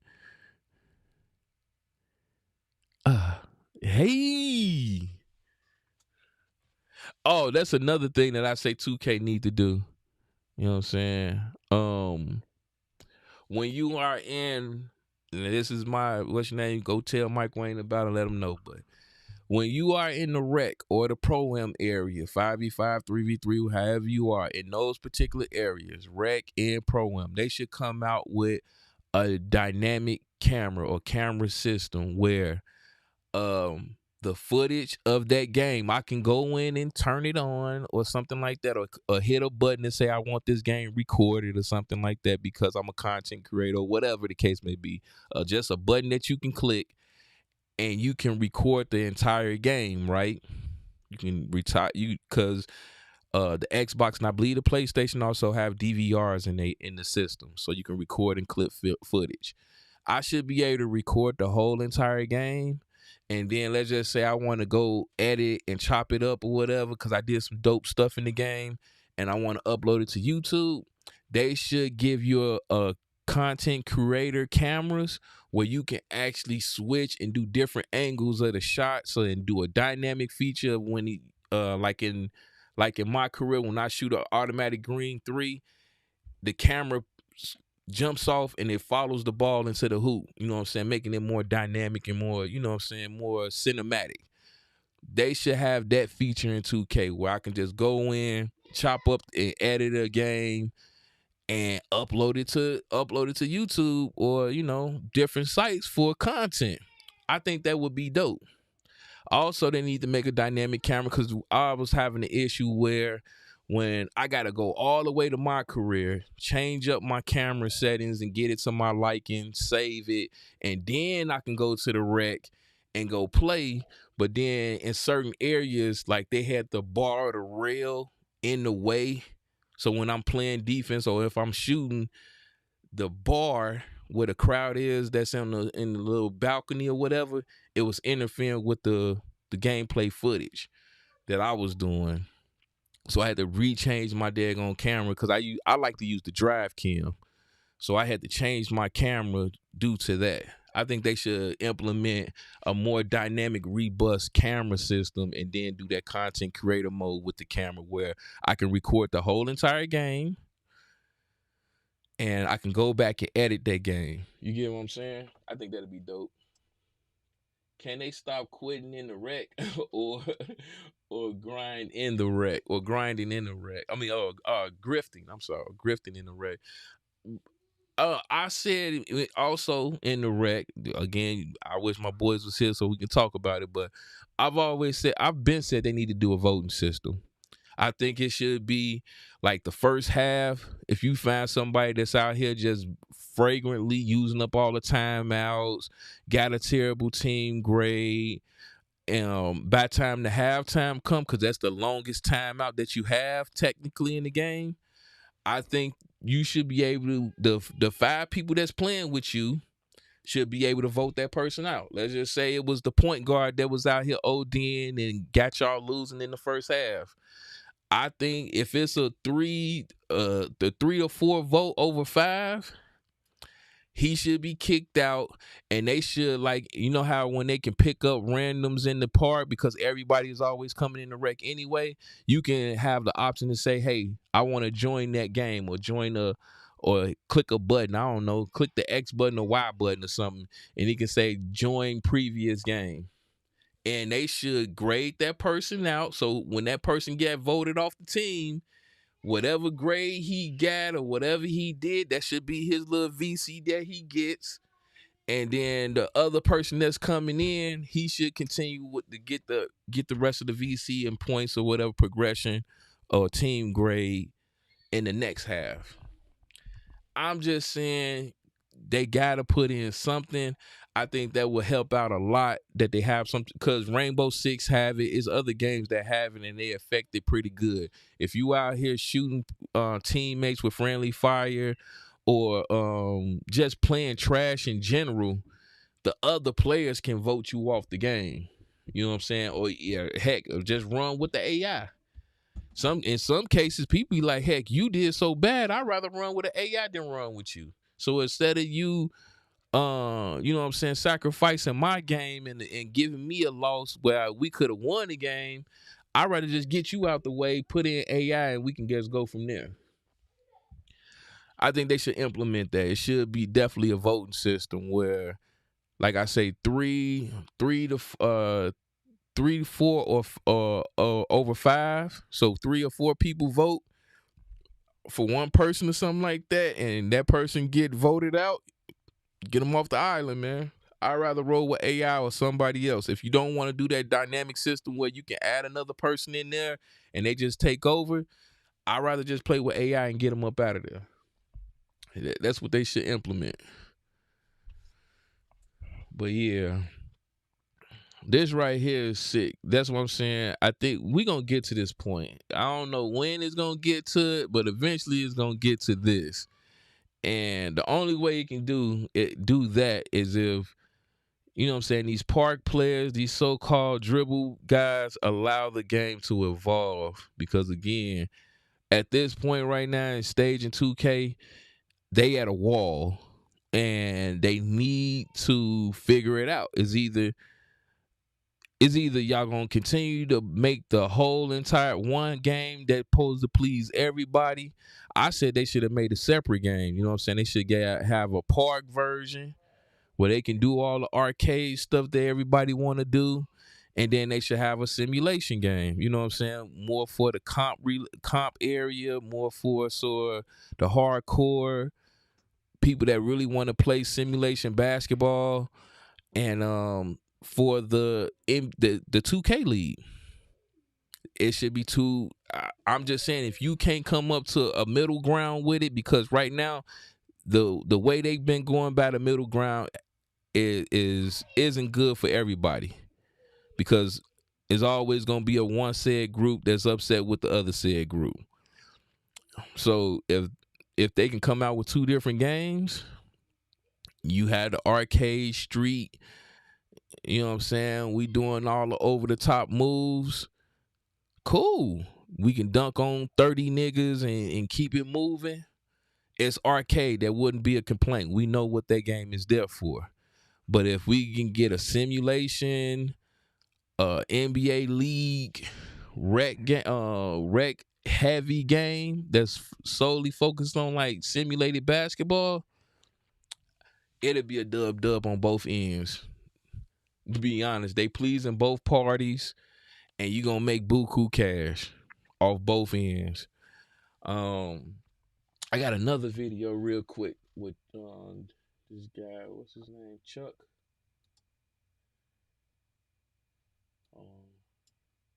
Yeah, here you go. I got this other video real quick. Now he spoke some truth too, man. I ain't gonna hold you. He spoke some real facts here, man. Just listen to what he got to say, bro. This goes back to this narrative of nostalgia. NBA 2K15, NBA 2K16, and NBA 2K17 are simply put overrated. Now, I know. Here come the boos, here come the dislikes, here comes this, that, and the third. But before you guys do that, just give me a second and listen to what I have to say, because maybe I can change your perspective and maybe I can change your opinion on things. So for the past month on Twitter, I've seen nonstop people talking about, man, I miss 2K15, or look at how smooth this gameplay was, or man, I miss 2K17. It's all I've seen, okay? All I've seen is how bad this 2K is and how great those 2Ks were. And it's constantly a cycle that you see each and every single year. No matter how the game is, people are going to say that they hate it, and how they miss 15, how they miss 16, and how they miss 17. Nostalgia is ruining gaming. And this is not just something with the 2K community, okay? This is every single community, the Madden community, the COD community. Every single games community talks about how the new games are far worse than the old games. And it's not because the games are actually worse. It's because nostalgia is ruining gaming. What people fail to do when they talk about these games is they fail to recognize that the point of their life that they were at, okay, 2015, 2016, 2017, was a point in their life where they were just happier. And like I said, this isn't just 2K. You see this all the time. There's so many YouTube videos out there that are like, POV, you're at a 2016 party. You know, stuff like that, where everybody is just living in this constant nostalgia. And listen, don't get me wrong. I loved 2016. I loved 2017. I loved 2015. Those were some of the best years of my life too, okay? I absolutely loved the memories that I created back then. But I would be naive to sit back and say that because I enjoyed those periods of my life, that games were better back then. So we're gonna start with 2K17 because Hank just put this tweet out the other day. There is no way that someone can watch this and say that this game does not look fun. So let's go ahead and watch it. Now, obviously, if you guys don't know, Hank the Tank was one of the most poppin' YouTubers in 2017, probably the best dribbler on the game, okay? So boom, I'm gonna stop it right there. Let me go ahead and stop it right there. If in today's game, and you're gonna see in this video that this becomes a constant theme, if in today's game, people were randomly making you... Hold on, I don't know about that one. He said that man was one of the highest ranking dribble. I don't know. But I had to pause real quick on that one because I'm like, it threw me back for a bit. Like, what? Hank? Like, you say Steezo? Yeah. Who else? Bo stopped. Dang, what was the other one? He had a bald head, man. Used to wear the suits. I forgot buddy name. He stopped doing YouTube. Well, he kind of fell off on the 2K stuff a little bit, fell back on it. But dribbles, Hank? I don't know. Ball with no takeover. No takeover. Keep that in mind. No takeover. You guys would be losing your ever-loving minds. And you're going to see throughout this video, that move makes them fall every single time. Do you know how many of you guys would be tweeting that this needs to be patched, that this needs to be fixed, that this move is broken? Everybody and their mama did the behind the back. Don't lie, don't front, tell the truth, and shame the devil. Everybody was doing the behind the back in 16. Stop playing. That this game is stupid. If you watch, this move makes them fall every single time. And again, he doesn't even have takeover or anything like that. I'm just telling you guys right now, you guys can sit back and watch this and think that this game was so enjoyable, but if this was now, you guys would be crying about how this game is so RNG, how there's no skill involved in any of this. What is the skill gap between making somebody fall and the game randomly decides when to do it? And in fact, it's doing it off the same move every time. Boom, there's the move. No takeover falling down. I'm telling you guys right now, you guys would not enjoy that. I'm just keeping it a buck with you. And yeah, I saw this comment the other day where it was like, wow, this is so much better than left writing. And I guess, but in what sense is this not the exact same thing? A bounce back white off 2 ankle breakers is not the same in its own way as a left writing. And again, sure, he's doing other dribble moves and stuff, but at the end of the day, every single combination is going to be followed with the crossover behind the back that's going to make them stumble and fall every single time. All right, our NBA 2K16 representative is a guy by the name of Guapo. He was the first person that popped up for me when I typed in NBA 2K16 Dribble God mixtape. So let's go ahead and look at the Dribble God, man. Let's watch this gameplay real quick. And I'm going to go ahead and just put it to you guys like this, all right? When you watch this gameplay, I want you guys to visualize that if this game came out as NBA 2K23, all right? If NBA 2K23 came out and played just like this, where you're sitting there and you're reaching and a guy is dribbling the ball into you and you can't take it, you guys are telling me you'd have fun and that you would love this game and this would be one of the greatest games ever. This guy is spamming left, righting the whole possession, shooting a flick up heavy in somebody's grip. Bruh. That's 100% smothered in today's game. This play alone would have you guys uninstalling. That's the first play of the mixtape. The mixtape just started, okay? Same theme right here, literally dribbling into the body, doesn't lose the ball, sitting there spamming back and forth. The same crossover. You guys talk about left writing and how left writing has ruined the game. Yet in these games, the game speed was slower, but you're still left writing. I don't know what you're supposed to do on a pick and roll. How are you supposed to get open if you can't go back and forth on the screen? But whatever. But the premise of what I'm trying to get at, guys, is these games are not as great as you made them out to be. I'm telling you guys right now, if somebody was dribbling in your face like this in today's game and you could not take the ball from him, you guys would be livid. And then they shoot some stupidity like that, and it goes in. Bro, I'm 3 plays into this mixtape. Literally 3 plays into this mixtape, and 2 of the 3 plays would have made you guys uninstallable. Period, point blank. You guys would not be playing this game if it came out. I'm just sorry. I'm going to pause right there, but that is 100%, 10,000% facts. And that goes back to what I said the first. Everybody's living back in their old days and not paying attention to what's going on and how cheesy and how exploited that shit was. That shit was terrible for 2K. It was it fun? Coming down behind the back, dribble, just automatically fall on the ground, contest 3 with the meter. For its time, yes. For the consoles that we had back there, yes. For the type of basketball technology that we had, yes. I'm going to say yes. we have further evolved and improved when it comes to the technology, when it comes to the devices that we are playing on. Like I just bought I'm gonna do a review. I got a review coming up soon. I bought a $40 controller, got anti-stick drift, and I've been praising this controller for like the past 5 days now. It is so much, this controller is so fire that I started going back to play Call of Duty just for the kicks of it because it feels so good. I don't even use my Elite 2 controller that I have for shooters anymore. I use this game right now particularly for Call of Duty because it's so good to play with, and then on top of that, it's good for 2K also. Like I enjoy the controller. It's $40. Look out for that video in a couple of days when I get it done. But for what he's saying, that's 100% facts. Today, I'm sorry. And for 15, we're gonna have it represented by I Run You. Now look, I'm gonna go ahead and let you guys know right now. Demigod, 7-foot broken demigod players shooting 100% smothered in people's faces, and you guys are telling me you will love this. If these last two shots went in today's game and were green, you guys will be crying about how broken it is. But I'm telling you guys are allowing nostalgia to influence your decisions. Look at this. Look at the contest. And that's green. That's green. That's crazy. I'm just saying, I'm just saying, just imagine. So keep in context of what's going on right now, but just imagine this though. Let's put it in a bigger perspective because this all happened before the league was here.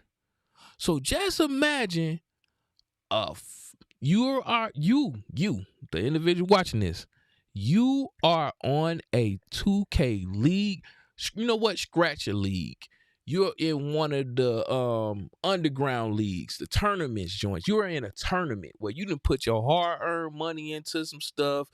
2K just announced they partner up with 1UP. If you don't know what 1UP is, shameless plug. I'm not sponsored by these guys, but if you ever wanted to compete and put up money for tournaments and win cash prizes on an honorable level, because they do have a way that you record your content as well to monitor everything that's going on with the games, because that was the number one problem with the other sites. I was trying Game Salon, and it was another app.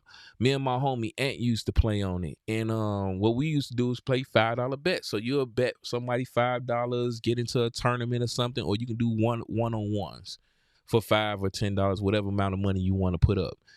And what people were doing back then, because this was when it originally started, back then, it was like 19. What they would do is if you end up beating them, they would go and complain to the app talking about, oh, they was cheated, oh, they lagged out, and they would they'll refund their money, and you'll end up losing the money. You're even though you won it legit, you'll end up losing out on the money.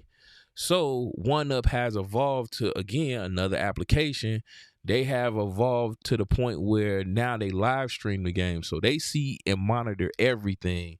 So when that game is done, you get paid your bread.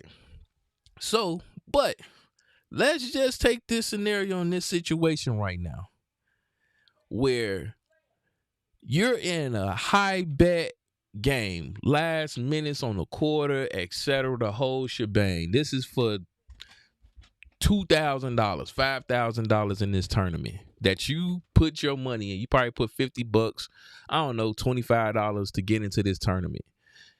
And this is for all the marbles.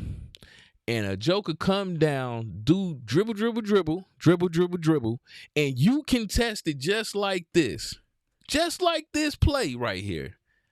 And a joker greens it in your face with a meter.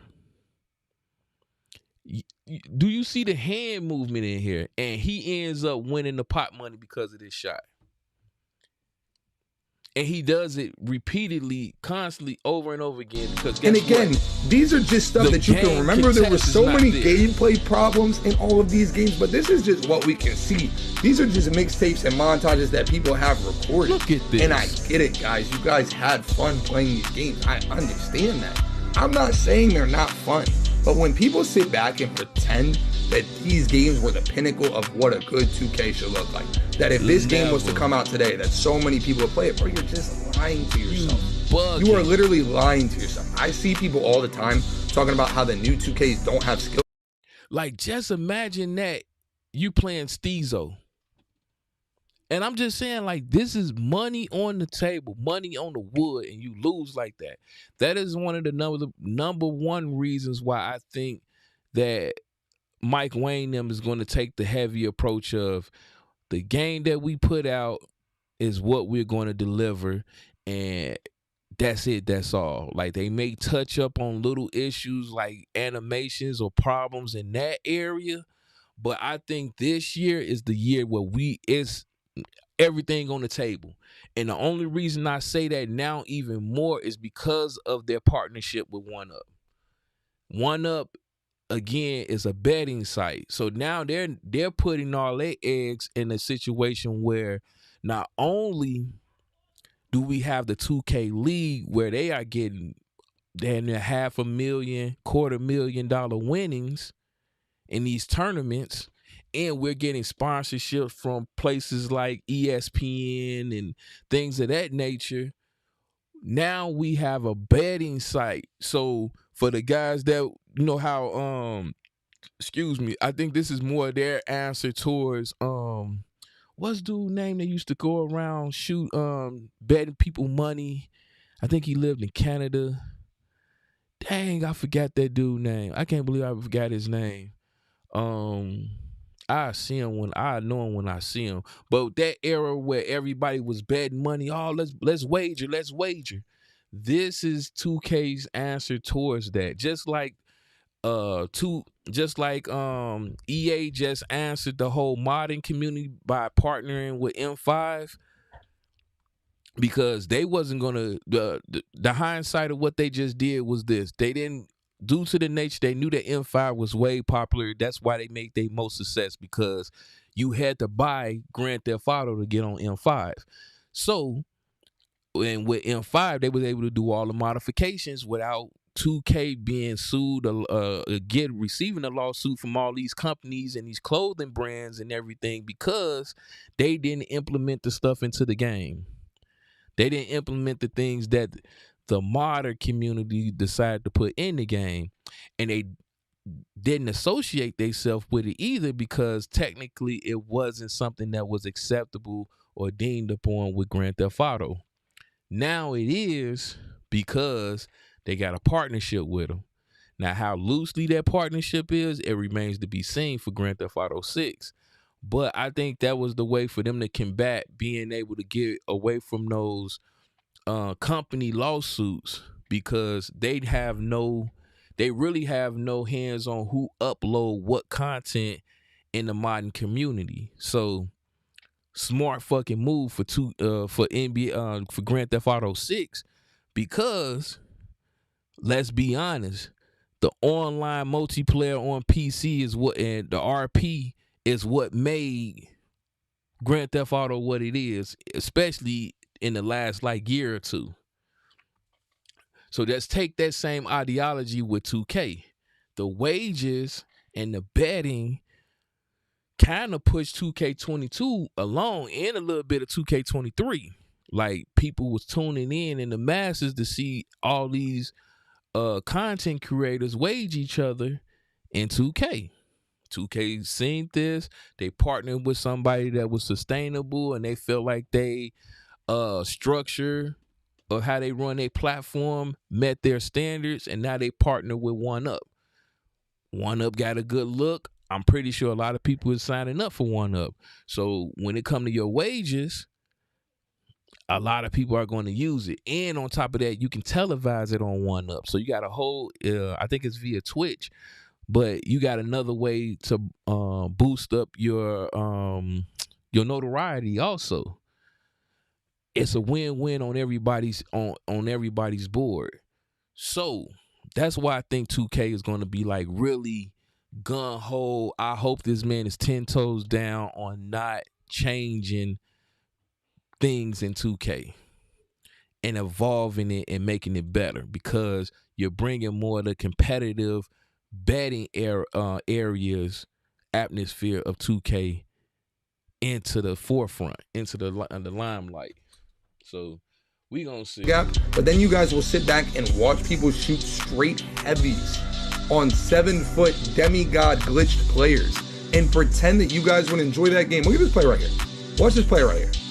Come on, my boys, come on. I mean, let's just be real for a second.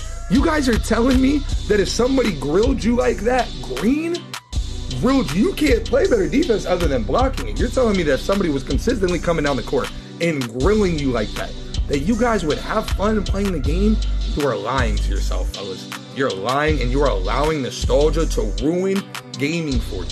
The truth of the matter is this: we're getting older. As each and every single year goes on, we're getting older. Life gets harder. Life is not getting any easier. You now have work. You now have bills to pay. You now have rent that's due. Okay, life is getting harder for you. So naturally, your thoughts are going to drift back to when times were much more simpler, when life was much more enjoyable. But I'm going to be completely honest with you guys. Just because life was more simple, just because you enjoyed life more back in this period, does not make the games better. I'm sorry, it just doesn't. And what you guys don't understand is nostalgia is going to make it where you never enjoy video games again. And that's kind of what nostalgia does in life in general. When you guys look back on how simple things used to be or how good things used to be, comparison is the killer of all joy. And what it does is it's making it where you can't move forward because you're so stuck in the past. A lot of you guys will never enjoy a 2K again because you are so far gone down this road that, oh man, these games were so great and these games were so ideal. You're never getting them again. And even if you got them today, the feelings of life that you're having right now is not going to match what you had in 15, 16, and 17. And therefore, you're not going to enjoy them like you used to. And I'm trying to tell you guys, this is not just our community. This is COD. This is FIFA. This is every community out there is dealing with the same problem of nostalgia. Nostalgia is killing gaming. Now, I'm sorry my last two videos have been a rant, okay? I've just kind of been sick of seeing all this stuff. And I get it, I understand, but I just had to get some of that stuff off of my chest. Moving forward, I will get back to the regularly scheduled uploads of gameplay, build, jump shots, stuff that's going to make you better. But this is some stuff that's been on my chest for a while, and I had to get it off. But I hope that you guys... See, yeah, that was on point. I can't even knock what he said. That was definitely on point. Where he's saying nostalgia is what's killing gaming. And it ain't just 2K, but just gaming in general, because a lot of us run around with this same notion of the yesteryears and how gaming used to be. Like, instead of adapting and evolving and allowing this game to grow even further. So again, I can't say nothing. This is facts. These are facts, bro, presented to your face, regardless if you hate it, you like it. In some cases, you just gotta accept truth is truth, man. And for 2K to be better, it's gonna have to leave some of you cats in the dust for y'all to learn to adjust. But look at this. Swear I've been gone. Wait. Look at this look at the new hack for season 9 right now. Look at this. Hold on. See, this is what I'm talking about. You know what I'm saying? This is the type of stuff we talking about right here.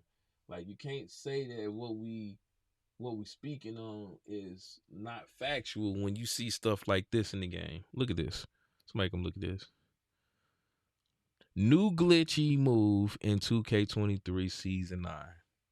New glitchy move in NBA to Hold on, I gotta mute the music. But look at this.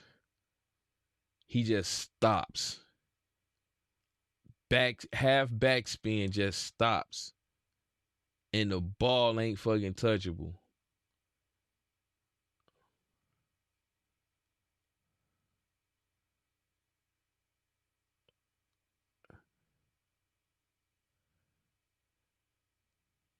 Oh, that look kind of smooth. Look, what the fuck was that? Look at that. Oh my God. The glitch slows down the dribble move like the nigga is in the Matrix.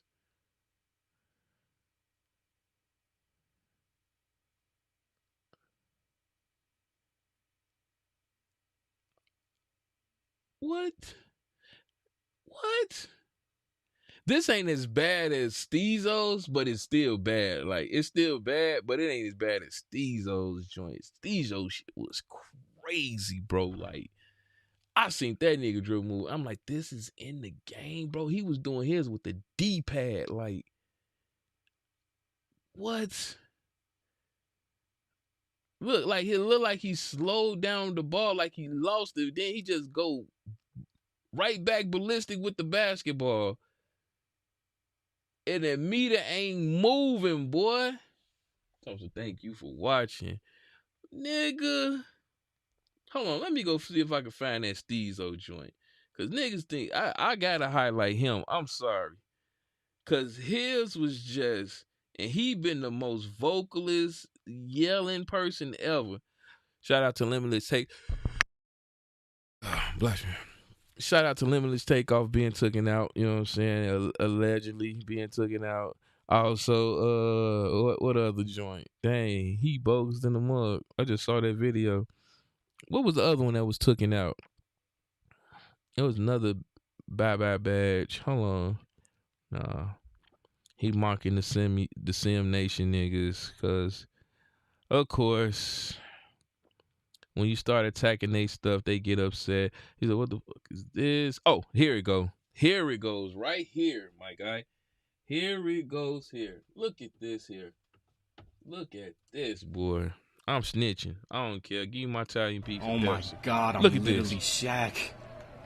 Why do they give them all this six? What you standing in the paint for? You know this my team, right? What you jumping for? Green! They gave Shaq all the goddamn six. Oh, Big Diesel, come on. Look at Bro, this. why That's can Shaq. he move like this? Oh my God, the ankles. What you jumping again? This shit is... Bro, do y'all see the move that he did? And again, this is not a shot at Steezo. It is technically, it is. I'm not finna hold back. It is. It ain't a shot. It is a shot at him, but technically it's not. Because again, did he develop this game? No. Did he go out and make it his business to find this? 50-50. He figured out a way to break it. He broke the system. He broke the game. And he make videos about it. Now, I can appreciate him because he breaks the game. He goes out and do the unthinkable. You know what I'm saying? And he does it. Now, it's up to 2K to get in they goddamn bag to make sure those things aren't in the game anymore. But, you know, guys like him finds it out, finds a way. And that's where the disconnect is in a sense because, you know, I don't know if they have or have not reached out to Steezo before or, you know, in the DMs or whatever the case may be and flew this man out. He's one of the guys you should be flying out. Like, he's the one that you be like, hey, here's a ticket. Let's come on in here and we want you to play 2K early. Of our early development of 2K. We want you to play the game and let us know what you see. I don't know if they do that or not with him. I don't know. I'm pretty sure they know about him, but I don't know if they reached out. I don't have that type of what's name. But if anybody in this 2K community that I would be talking to or having a conversation with on making 2K better, it would be this guy. Because especially with dribbling, I need you to break this joker I need you to break the game. And the moment you break the game and we figure out what's going on, we can make this game a whole lot better before it even released to the public. So, with that being said, and I'm pointing him out because I gotta be frank. Don't nobody dribble like Steezo. Like everybody else kind of mimic what Steezo does. And you know, if he released the sig moves and all that stuff, because that's what he does. He do it and then he released the sig moves. If I get these certain amount of likes and views and da da da da da, and then he uploads. Boom. Now everybody and their mama is doing it. They're going out buying the VC for the moves, et cetera, and then that's that snowball effect. That's the Steezo effect. And now we got everybody in the game doing broken moves. You can't make this up. And then they blame 2K for trying to fix and all. Yeah, anywho. But he's number one. On my hit list, he's number one of the people that you need to fly out and get him to break the game. Because this is crazy. What are you doing? Bro, why can Curry... And I remind you that my team is pretty much like it ain't a money grab, because I still view and think of it, you still have options. Now, if you get peer pressured into going over there and buying my team cards and packs and all that stuff because you feel like you can't compete on a competitive level, that's on you. Just because you buy cards don't make you gonna be good. That's just my opinion. But if you fall under that ID Dodo false world pretense, then to all be the glory. But you can literally play the game and not have to physically buy extra cards. Like, you can play the game. Is it gonna be a way more crazier grind fest? Absolutely. But it's an option there. You know what I'm saying? People don't like to use those type of options. Just like you don't have to go out here and be 99 overall maxed out and go straight to the park. You can go to my career, grab your VC, learn your player, learn your style, that's how short secret of how I make my bills, because none of my bills are made from no YouTube channels. I hate that, man. I don't do the YouTube bill mess. Me personally, I go in and I have an ideology or ideal of the player or play style I wanted to play, and then that's what I make. I go straight in, make my bill, and then I go test them out on the my builder. If that player and that my builder don't get above 60 points on my play style, I'm not making them. That's just how I feel about them. When I go into my career and I grind him and I make the bill, he's spot on. I know his jump shot. I know how to shoot with him. I know how he passes. I know the alley-oop animations that I get when I throw my alley-oops, because I've been playing with this player for so long in my career that I know how he's going to play in rec, because that's mainly where I be playing at for the most part. I used to be in the park a lot, but I kind of like the rec a little bit better. So I said all that to say making your own bills is very important, because you get to learn the type of player or type of ball handler that you are as well. In my career, with your bill. So if it don't score over above 50, I'm not rocking with them. That's just how I think. So, but I'm just saying in this sense, if you had all of your ducks in a row and you actually played and grind the game, instead of just, I just put the VC in the bill because I made them off of YouTube, and now I just add a little here and there for the dribble moves they want me to do and the shot meter that they want, or whatever the case may be, I should be good to go in the park. Now you done sat there and waste the whole entire gaming year because now you upset. Remind you don't get another 2K in a whole another year. You didn't just bottom next you the first week of 2K. The first week or so of 2K is already done for you, and you're just looking at what's going on now. It's not fun because guess what? You didn't force yourself to want to go make another bill because you didn't already max this bill out. That's why they need to remove the gym rat badge. I still stick behind that. They need to remove the gym rat badge. I remember in 2K, it's a nostalgia moment, but it ain't one in the sense like they just need to enhance it better, improve it. But it made the gym matter where when you go work out, you got your +4s in all categories. And you had to go weekly, you know what I'm saying, to go to the gym. It made it efficient to just go work out.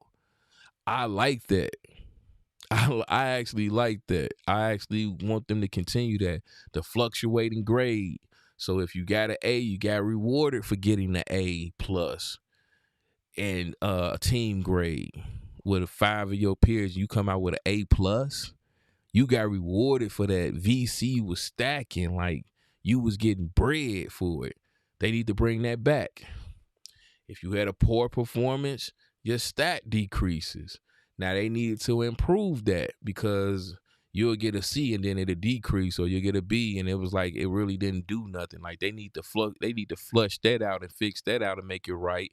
But I was saying they should have, if they go to right left on the stick with the layups and the dunks, if you dunk more with your left than your right, let's just say you're left-handed and then you made a bill, but you start doing layups with your right hand also.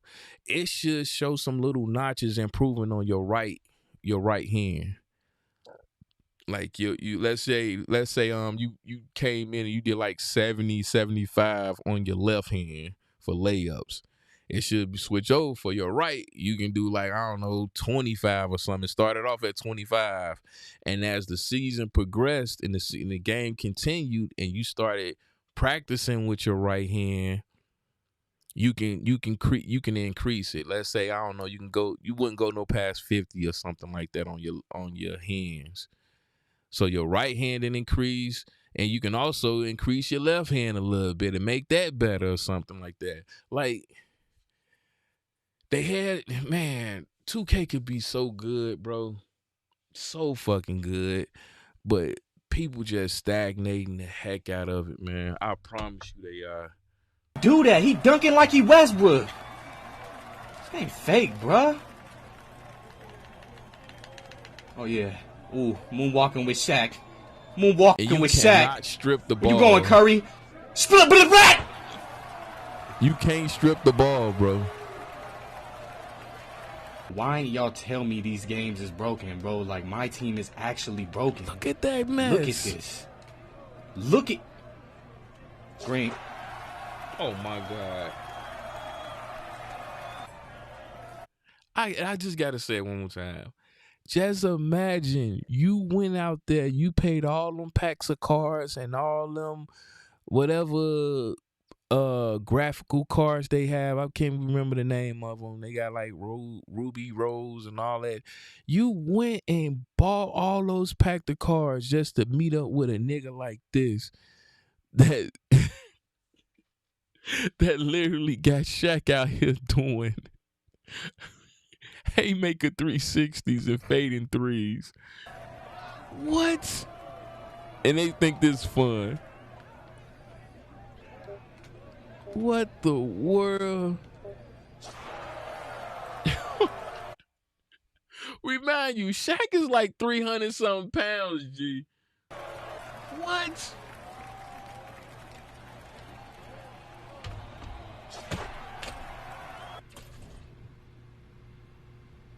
Like, I'm gone.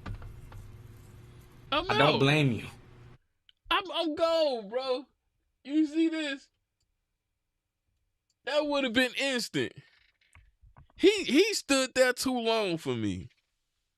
If he was doing that in a my team joint and y'all played all that VC and my pack cards and you run into this. And remind you, he teaches others how to do the moves. So you got a goddamn cult following of cats running up behind this dude mimicking his moves. And they take that to my career. I mean, they take that to the tournament side of games. Or they do the one up where you put bread up and you run into a cat like this that just bamboozles you out your bread. Bruh. Yeah, we fighting. we fighting, bro. We fighting. So again, 2K, Mike Wayne, and developers, hold the line. As we told Microsoft and Phil Spencer and them, when the fans, when it came to all the negative news and people talking about jumping shift because Xbox allegedly don't have no games, hold the line. Stay 10 toes down, because the last 2Ks, the 2K22 and the 2K23, when it came to the defense, was on point. Hold the fucking line. Do not budge or fold. Continue to be great and evolve this game. Y'all, promotion for 2K24 should be literally adapt. That should be like the highlight word, adapt. Just come off the back. We not holding your hand anymore. Various animations are about to be patched up because of this situation. We got a new physical system where contact actually means something. Like, y'all should just come out and, bro, put it all on the table. Ain't no more X button to shoot. I'm sorry. I don't care what nobody say. I go back and forth with people day to day with this mess. No more X button. The end of X button to shoot need to happen in 2K. It should all be analog stick. It should all defense. Should all be analog related. No more X button to steal a ball and no more X button to shoot. Especially when it comes to layups. You got two hands. Two of them jokers. Why is this game determining factor? And it's, in some cases, like I say, you ain't even left-handed. It'll do a right-hand layup and still go in. How? You would do a left-hand, your left-hand dunk would be like your primary right-hand dunk, and you a right-handed dunker. How is your left just as effective as your right in that situation? It should all be controlled by the analog stick. I'm standing by it. That's what I'm on. They need to make a content creator camera so we can upload content via the rec. Make a dynamic camera where we can be a little bit, have a little bit more leniency and leeway with the camera. We don't have to go to My Career to set our camera up for the rec and the pro-am and park area. What else? The presets need to be fixed when it comes to that camera. We also need a voting system in the rec. Allow us to vote a person off if they abusing the timeouts and that dumb, 2-second out of bounds rule mess y'all got now that y'all put into the game. And team grade and terrible team grade. If we see somebody being abusive in that aspect and not passing the ball, by halftime, we should be able to vote them out and get them about the game. Either give us an AI or give us the option to add another random. And the progression of that game should go to the other person that stepped in. Like, these are the improvements I want to see with 2K. Point blank and period. I'm just keeping it and saying it how it is. Y'all can say what you want. Let me know in the comment section if y'all agree or disagree. But that's where I stand with it. Let's see. Do they got any news yet? I'm still scrolling through trying to see if they got any news just yet. I wish I could find that video of Gilbert Arenas, because Gilbert Arenas, man, he was speaking about the NBA, but his conversation was so dope. It was actually relating towards 2K, what he was saying. Let's see what Brother Jones got to say real quick. Let's see what he got to say.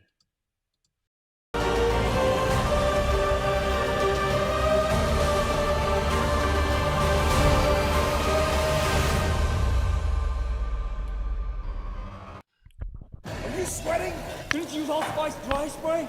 Of course. Brother Jones, another one. He pretty decent.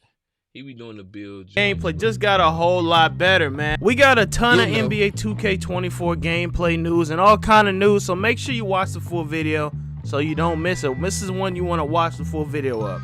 So Mike Wang, first thing I want to talk about is Mike Wang, as a lot of you know from other YouTubers, and some may not, Mike Wang has officially gotten rid of Limitless Takeoff. So not only did he get rid of Quick Drops Off 1, and everybody like, but what about Straight On Tomahawks? What about Westbrook Dunk Package? What about Scottie Pippen? What about Clyde Drexler? Guess what? They all got gone, all right? They all done. He took out Limitless Takeoff, all right? So that solves majority of the gameplay issues that was in NBA 2K23. All right, they took away Limitless Takeoff. I think that's a big thing that a lot of people want to change, and I think a lot of people are happy about that. In the comments, let me know how you feel about that. But next, I'm going to talk about Stacks and Evan talking about will PlayStation and Xbox be differentiated?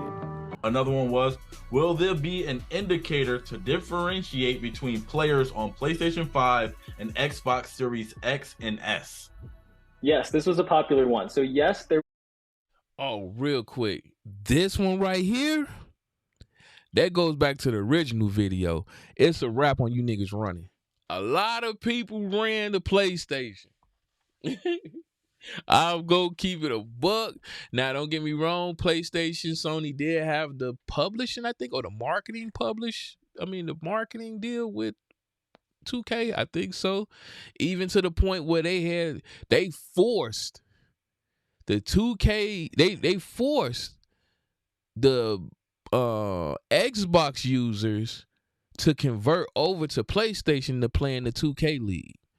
Even though, shout out to Dimes and a lot of your original 2K League players came from 2K. These are facts. Shout out to shout out to Dimes. A lot of them came over from Xbox and had to convert over to 2K just because they was in the league. So again, it's finna be the war of the consoles on 2K24. This is how crazy 2K24 is going to be and could stay if 2K do it right. You got the war of the console players. So PlayStation against Xbox is finna be crazy. Do you hear me? Finna be insane. And now you have the war against the My Career Sim Nation versus the Park players. My God, my God. It's about to be the war of 2K. They should call this Civil War 2K. Because the amount of beef that's finna go on, it's finna be insane. And then on top of that, like the video I showed you earlier, bro said, let's drop the bread. They attacked Chris Move, man. The OG of 2K. A lot of people blew up and came up under Smooth's goddamn video footage. He was like the original OG of this, and they attacked this man. Don't even agree with what they said, especially the LD dude. I don't agree with nothing he said whatsoever. He old head, like y'all niggas tripping on that one. But you got people that was running to PlayStation because they couldn't deal with the Xbox niggas. I had a whole situation myself with a nigga named Parker. Bro, the man was talking mad trash on 2K and he was on PlayStation. I ended up getting me a PS5 on some, I ain't paid for it. I ended up getting it on some little situation, you know what I'm saying? Don't want to talk about it right now. If you seen my videos, you know. I went and bought 2K just for him. I said, let's hoop, nigga. I went and bought the bill. I played the game and got him to an 85 overall. And I said, let's go. I said, I would beat you with an unmaxed bill. That nigga ran. He ran from me, dog. That boy ran from me. I said, let's play one-on-one. There's 1v1 me right now. That boy ran from me. Ain't no more running. Ain't no more ducking. So when I see and I hop on the court and I see that you online or you in the park, and I pull up, ain't no more ducking. It's finna be crazy out here in this 2K24. I promise you it is. And then you're going to have, like I said, you got the war of the content creators. You got the Sim Nation, My Career creators going against the park players, trying to shut them down with the left, right, with the cheese or whatever cheese that might be in the game, whatever exploit that might be in the game. It's finna be crazy when it come to content, and I'm going to be there day zero. Make sure y'all follow my channel. Shameless plug. Will be a PlayStation 5 or Xbox Series X and S indicator so that you can easily distinguish players on different platforms when you're playing in crossplay. So as you heard, you will be able to see who's on PlayStation, who's on Xbox. So when somebody's on a big streak and it's a bunch of Xbox players, you'd be like, oh, look at these Xbox players. Let's go drop them off. Oh, now real quick too, I think they should add in the park area. This is something that I think will be real dope. If y'all listen to me, check it out. You know what I'm saying? Let me know what y'all think. Try to get this out to Mike Wayne if you can. I'm gonna try to reduce as much cussing as possible, so just clip it.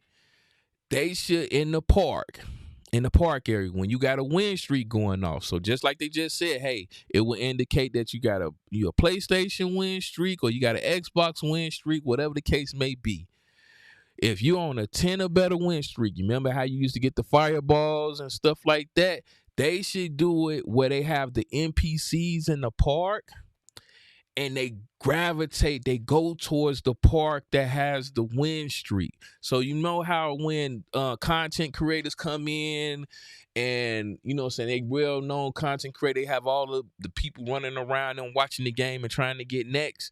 They should have the NPCs in the game circle around the court. They got the win streak and they got their cameras out. They taking pictures.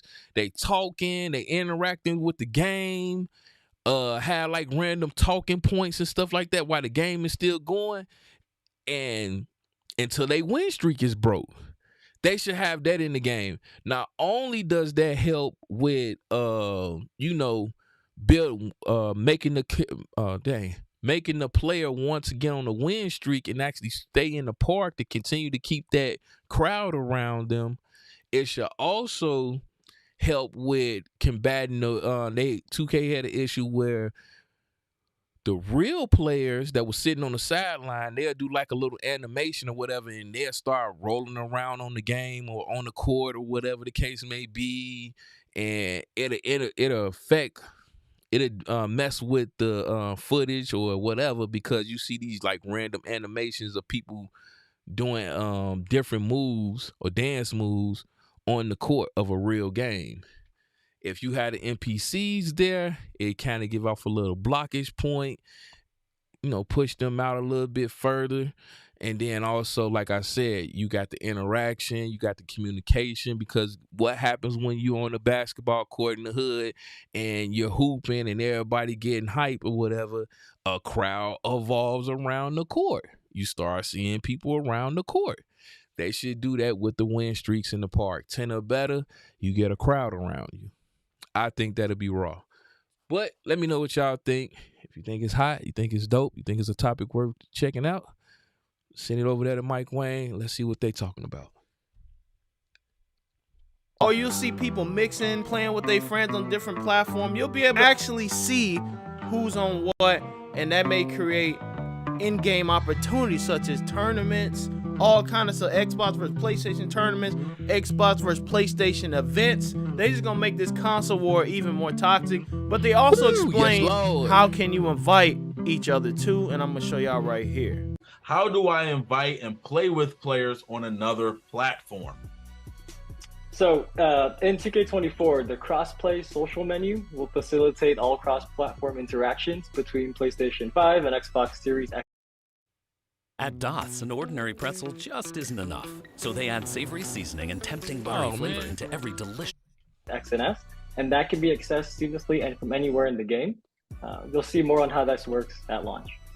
Yes, sir. Yes, sir. So we do. So they'll have a menu kind of like if you ever play Fortnite or Fall Guys. There'll be a menu like that where you can just basically see each other on and stalk your friends on Xbox and see whether they on or not, and you'll be able to invite them. So that'll be very interesting. I don't care what they talking about. I'm hunting people down. Do you hear me? I'm hunting them down. If I see you online, your best bet is to turn offline. You better go offline mode to enjoy your game. Cause all that trash talk you was talking to me, to moi. I'm on your tail. I'm on your bumper. Do you hear me? Pause. I'm no questions asked. I'm looking. I'm gonna be the stalker. I'm looking on the phone. I'm checking to see if you online, and I'm pulling up with the black forces on. Do you hear me? If you see me with black forces on in a hoodie, it's go time. That mean I had beef with this buddy. I'm trying to score every last 21 points on that boy head. I'm trying to get them off that court. Do you hear me? Every time I see you, I'm pulling up. I don't think y'all understand how many people done ran from us. Like, bro, my squad is crazy. I don't want to brag about my people, but my people is good. My boys is good. My 3 is a crazy 3. You feel? My starting 3 is crazy. I get my 5. If I get the 5, we ain't even having no more conversations after that point. They need to bring back the 5v5 court in park. Please have 5v5 court in park, please. The 4v4 was cool. Bring back the 5v5 also. 1v1 court need to be in the park, bro. I know that y'all have a great time putting it in theater. Bring back 1v1 court inside the park. It should be a 1v1 park. 2v2. Bring back 20. Oh my God. Bring back 32, where it was just 3 people, 1 versus 1. Oh my God. To like 21. That was. Oh, bring that court back also. Bring that court back also, bro. Like they got some courts to pull from. We definitely need the 4v4, and we definitely need the 5v5 court. I don't care in the park. I don't care if it's just one court. Just give us a 5v5 court, 4v4 court, 3v3, 1v1, and 1 versus 1. Bring that. And I'm there for every bit of it. To see how all that pans out. So there you go, guys. It's 100% full crossplay, no gimmicks behind it. I thought it was gonna be a gimmick behind it. But Ronnie 2K showed Victor Wembanyama's rating. All right, so You better rate me good, man. You better rate me good. Now I'm scared. There you go. Oh man. You want to show the people? I don't know yet. Oh man. 84 needed. It's crazy that they gave it to him. They definitely putting the pressure on this dude. I don't know, man. I was like, I'm 50-50 because I did watch the games, the summer league games that he did play. A little questionable here and there, you know what I'm saying? But wasn't like a lot that I was expecting. They need to stop trying to hype this man above LeBron right now. He ain't there. He ain't it. His impact of what LeBron was at his time is not there. 84, I don't know. I'm 50-50 with it, but to each his own. Everybody's so hell bent and nervous on trying to make this person in 2K and how he's going to be implemented that and be effective. We haven't seen how effective he going to be in the actual NBA. Like, let's be frank. Like, what's going to happen when this man run up to Chris Middleton or a Greek the Freak or the more solid players? Like, what's really going to happen when? And we're not going to see that just yet. He's still going to be in development. So it is what it is. Oh, that's nice. That's all right. You like that? Right. Yeah. That's right. But 84, what's it going to be by the end of the season? You gonna be a 90? Yeah, for sure. Yeah? Yeah, no doubt. Of course. Can't wait to see it. For sure. My man. Thanks, man. Y'all saw Wimby press him? Hold on. Wimby got a little sass to him. He said, you better rate me good, bro. But 84, in my opinion, is too high, bro. I think it should give him like 82. Just one above Zion. But when asked about it, this is what Ronnie 2K said. Is one of the highest rated rookies ever. We had Zion at 81. The rating scale drastically changed around NBA 2K15. That's why it got really hard as we're adding all the legend, the rating. Hold on, what was Zion? Zion was an 81. Now just think, if Zion can, stop dealing with the corns that he dealing with. We call them corns. You use the other word for it. If he can stop running around and focusing so much on the corns and actually working on the game, yeah, this wouldn't be a conversation.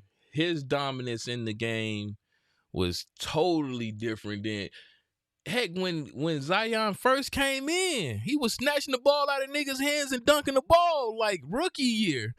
So him to be over Zion, I don't know, bro. I don't know.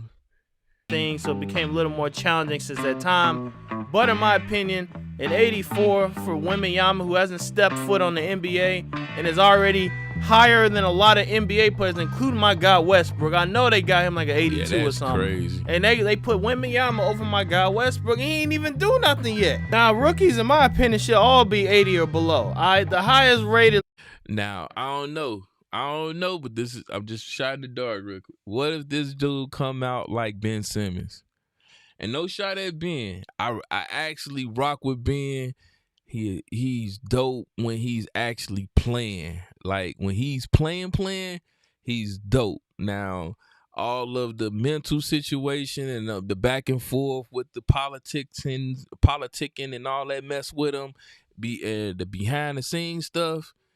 All right, whatever, it's given. He's been not at his best, but it would be hard pressed for you to find a 6'9" that can push the ball like he pushed the ball.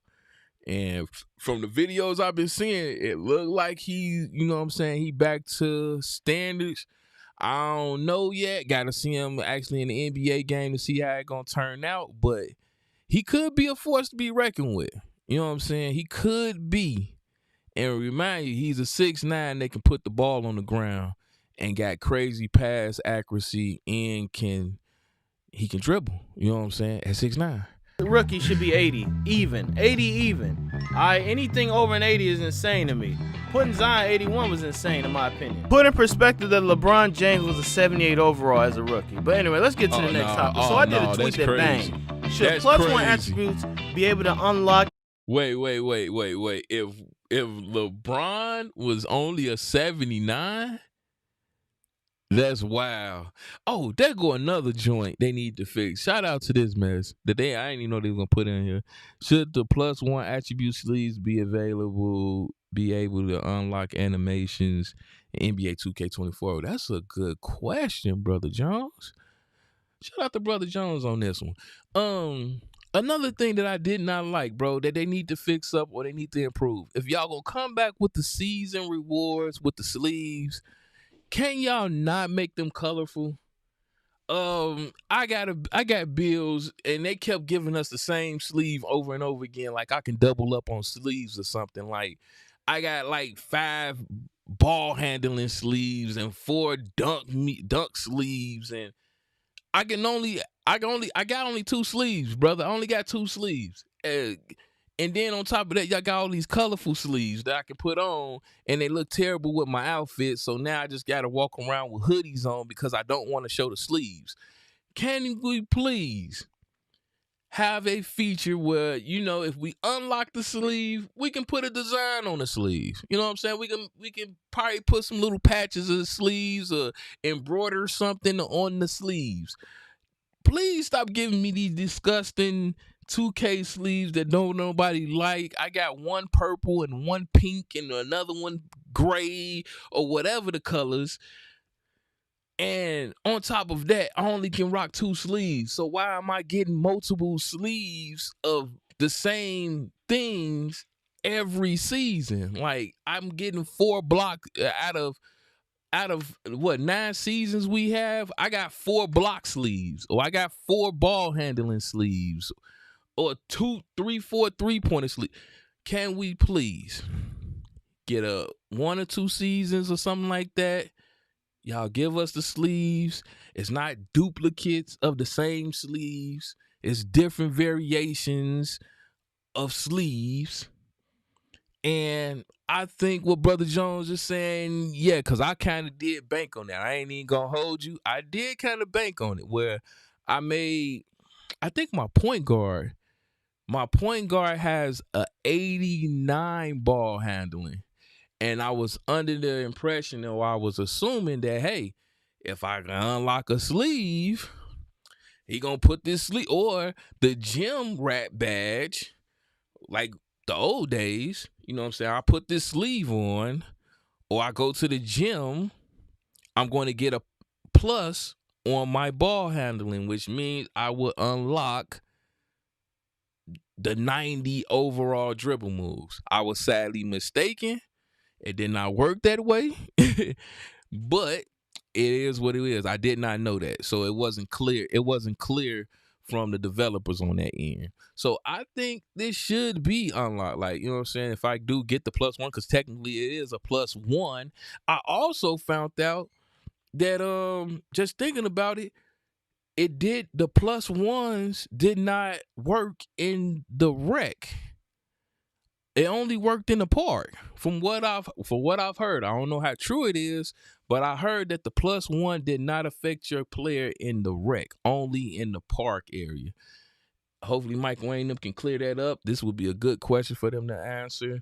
You know what I'm saying? Can we get the +1? I remember when we used to go to the rec, to the the gym, when we used to go to the gym and work out, we used to get +4 everywhere. Not just your physicals like they got it this year, but you used to get it everywhere +4. I would like for that to come back. You know what I'm saying? I'm just saying, y'all tripped about going. Y'all was so lazy that y'all couldn't go to the gym. Oh, I just want to sit and play park. I just want to sit and go to the park and play basketball. But then y'all was talking about y'all wanted lion, tigers, and bears in the game, and jets and all that mess. Again, I don't have a problem hitting the gym and getting those +4 attributes on all categories. It would be nice if y'all can bring it back, as especially like they had it. If you got a perfect, then you can get +4s on everything. It would be nice, you know what I'm saying, if I had that 89 dribble handles, ball handling. And then I put a sleeve on +1 to 90. I can unlock the Kyrie Irving dribble package like I was planning on doing. That would be nice. You know what I'm saying? Animations in NBA 2K24. And if you don't know what I'm talking about, in NBA 2K23, you can get these sleeves during the battle pass and all that, and it would give you like +1 on shooting, but it wouldn't give you the jump shot. It'd give you +1 on playmaking, but it wouldn't give you any bonus. So what I was saying is, you have a 69 ball handle, and the plus sleeve gives you 70, you should be able to unlock the LeBron step back at 70, in my opinion. You should be able to. They need to make the sleeves interact with the ratings more. If you agree, let me know. Let me know if you agree with that or not. So the next time I want to talk about, Uncle Demi did a serious question. Honest opinion on the bully badge. Is it overpowered? Okay, look at this. Serious question, honest opinion on the bully badges. Is it overpowered, just right, unused? 62.8% said unused. 10 says overpowered, and 26 says just right. I didn't see this. Need to probably follow Uncle Demi, but I didn't see this one. I would have definitely voted just right, because if you actually went by the badge setup, in which it included physical, you actually do see the badge take effect and do something in the game. Like I was literally bullying smaller defenders, people that I used to determine my player, because I used the triple threat. I would determine if my player had physicals or not based on how bad I pushed them around when I went for a layup. If I triggered that move and it bumps them and they start flying into the crowd, I knew you didn't put nothing on your physicals. I knew that you didn't have anchor. I knew that you maybe had like a weaker version of clamps. That badge determined a lot, and I just had it on silver. I didn't go gold to Hall of Fame. I just put it on silver, and I was out here moving people. So it's just right, because if you built your build negligent and didn't put any interior defense, or that's why everybody talking about make interior defense great again. Some of y'all ain't even capitalizing on some of the features or opportunities you got because y'all don't even use it. People made sacrifice when the 6'9s came out, just like Brutal Sim said. When they took away the adrenaline bars, people made sacrifices to make that 6'9 build. And when you look at most of those 6'9 builds, there's no interior, there's no strength, and there's no they don't have a lot of defensive badges. Some of them are out there and they don't even have rebounds. Rebounds low as hell, at the low 40s. Like, what? Or just right or useless. I voted useless because it is useless. And most of the community agreed it is useless. Whoever said just right don't know what they talking about. All right? I know Bully exactly what I'm talking about. Is not what we thought it was going to be. All right? This is a gameplay of me forcingly using Bully. All right? You see right there, I'm using Bully. It comes up, but not that much, bro. It don't come up that much. And the only time it really come up is on certain layup animations. It needs to come up more often. It needs to come up on dunk attempts. And that's the thing that I'm talking about. He just said they don't know what they're talking about. But then when you put it on and he showed the first clip, the man was in front of him. So you got to pay attention to how the defense is defending you on how it would come up. Majority of the times that I use Bully and Bully will show up is when the person is riding my opposite hand of the rim. And it especially, once again, that's why you need to understand the game. Go into my career and look at how your player play. This is the number one reason.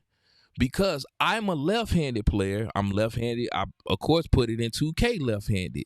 So when a person is riding my right arm, like they riding on your shoulder when you're going into the paint, and you hit the button, guess what activates? Bully. Because it's trying to determine the factor of either clamps is going to activate. Does this person have anchor? Does this person has interior defense? And do he have physicals up? Do he have his strength up? It's an all-determining factor with Bully. So the moment he's riding my right shoulder and I go up with my left hand, guess what's going to trigger?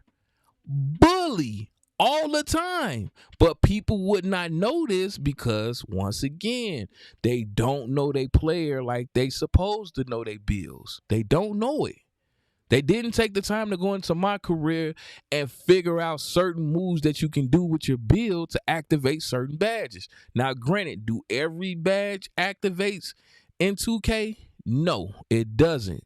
But your trigger moments are determined. Like, I figured out my ankle breaking move because I was in my career. If you look at a whole bunch of other people's videos, they say ankle breaker don't work.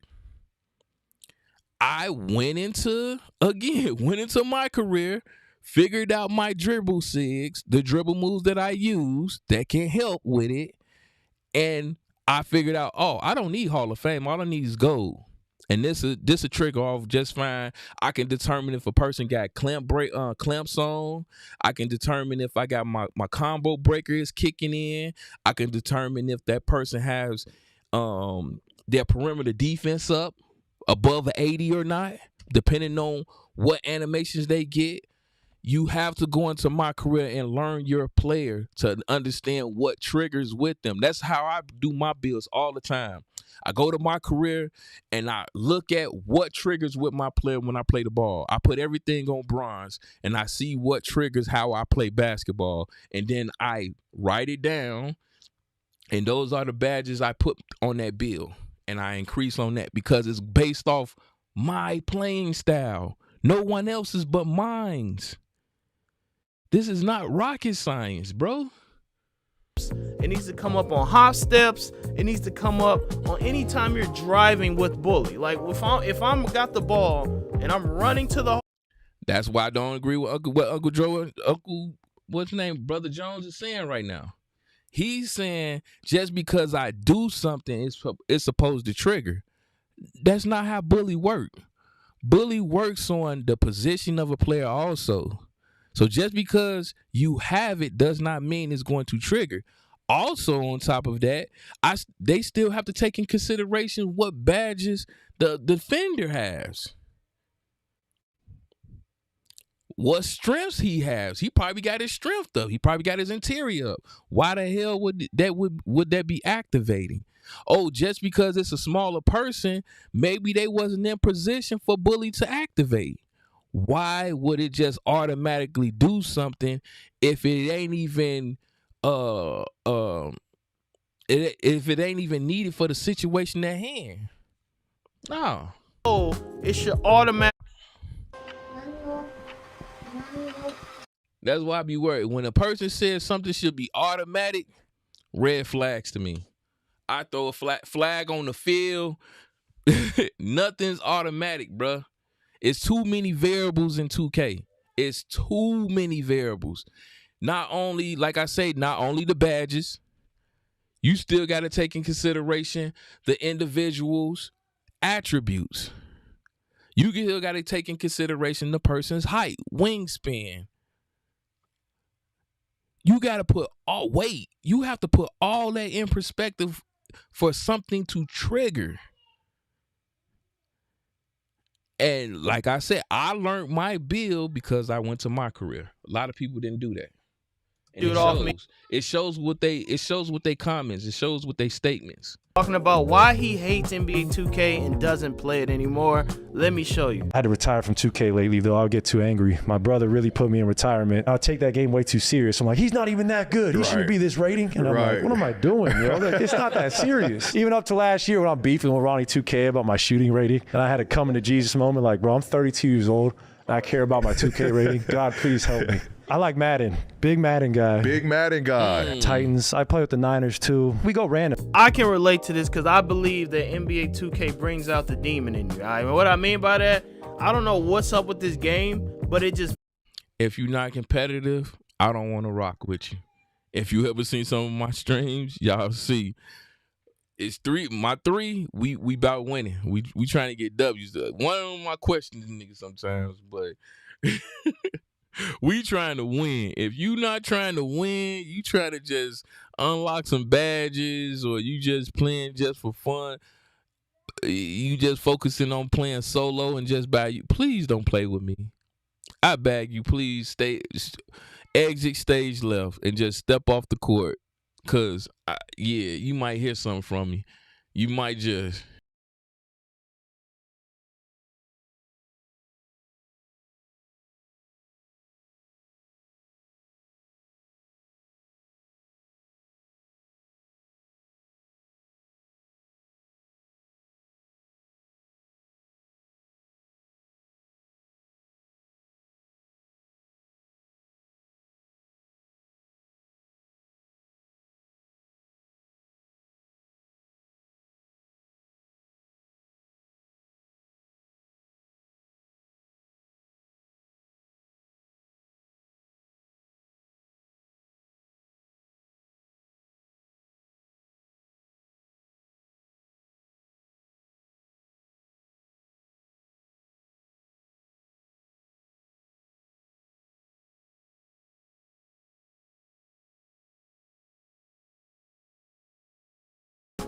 Hold on real quick, man. Yeah. Follow me on TikTok, Melo. I went viral, man. Over 100,000 something views and can't get paid off of none of it because guess what, man?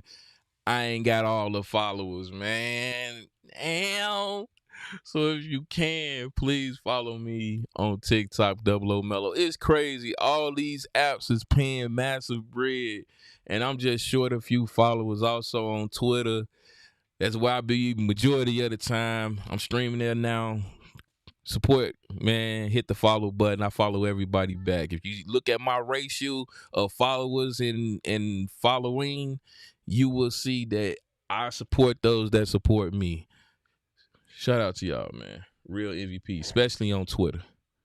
We need an NBA 2K24 Part 2. We need a Rec 5v5 no squad mode. Have you ever jumped in Rec just to get a couple games in for the day and you match up against an all 92 GOAT squad team? Do you remember that feeling that you feel when you saw that? Do you remember how devastated you feel when you got blown out 80-24? It isn't fair for a team of 92 GOAT status players to bully Rec randoms. If you have a full team of 92 GOATs trying to hop, you need to go to Pro-Am. Take your talents to Pro-Am. For people who just want to play Rec Random, they should only match up against Random. They should not match up against full try-hard teams that's avoiding competition by keeping their build 92 and under just because they're scared of a little comp and scared of playing somebody as good as them.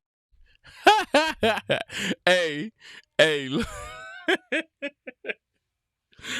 Oh, I just found out that mode. I just found out if you keep your player at a certain what's your name.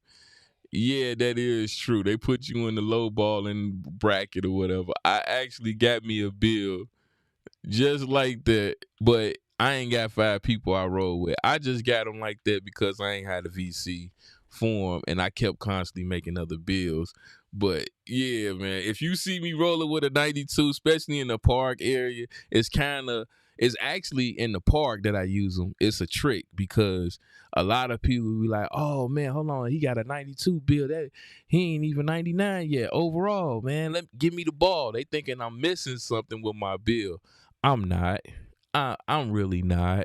The stuff that I'm missing on it is like minor stuff that I'm missing. The real key ingredient things that need to be maxed out on them at a 92 is maxed. It's 110% max. So again, I do it to fake defenders out because I know they're going, and I like playing defense. That's another thing too. I have offensive builds, but I like playing defense. So I know that they're going to pass the person the ball more because they think that I don't have all of, I'm weak. Look, like, bro, you ain't even 99 overall. Like, give me the ball. The other 2 99 overalls. We don't know what they can do. But we know he got something missing. So they passing the ball, and yeah, I get busy on them. I love it. I fucking love it. That has to change and that has to go. Give the Rec Randoms their own mode like they did 3v3 no squads, and give the tryhards or people who want to match up with a group of 5 the option to squad up and Rec. There should be a squads Rec and a no squads Rec. Having this feature should not only let the casuals be happy in peace and be able to play like bots in peace with other bots, but it should also encourage the sweat teams and tryhards to step up their game and make a Pro-Am team and just play the norm. I agree 1,000% on that. I'm gonna make sure, yeah, while we at it, we gonna like and say that, yeah, on that, I agree. You should definitely have a no squad. Let me see, no squad Rec is definitely needed. It's definitely needed. 100% agree. I agree. Oh, snap. Reason why I agree with that, I can actually tell you now. I ain't even got to think about it. One of the main, pretty much what he said, it makes sense with the whole squad, no squad mess. And y'all just, that's cute. But also, having a no squad Rec and everybody is playing randomly.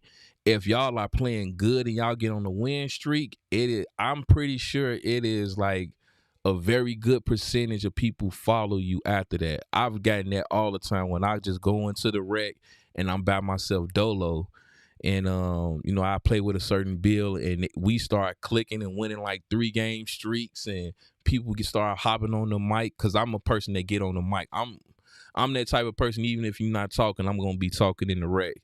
But by the time the 4th or 3rd quarter come, people gonna be hopping on the mic. So I've been around where I've got game followers on my Xbox because, you know what I'm saying, we done went on a win streak and they like, oh man, that's what's up type shit. So I hit you with a follow and we squad up and run some games. That's one of the reasons why they should have no squad. I agree with everything he said on his aspect of Brother Jones, but they also should have it just so you can find new friends, new people to run with.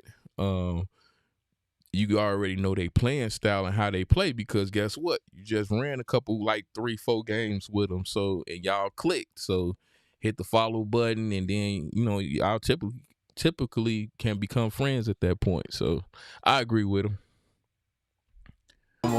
If you agree with that, like the video, and if you disagree, let me know in the comments what you disagree about. You may have seen that short.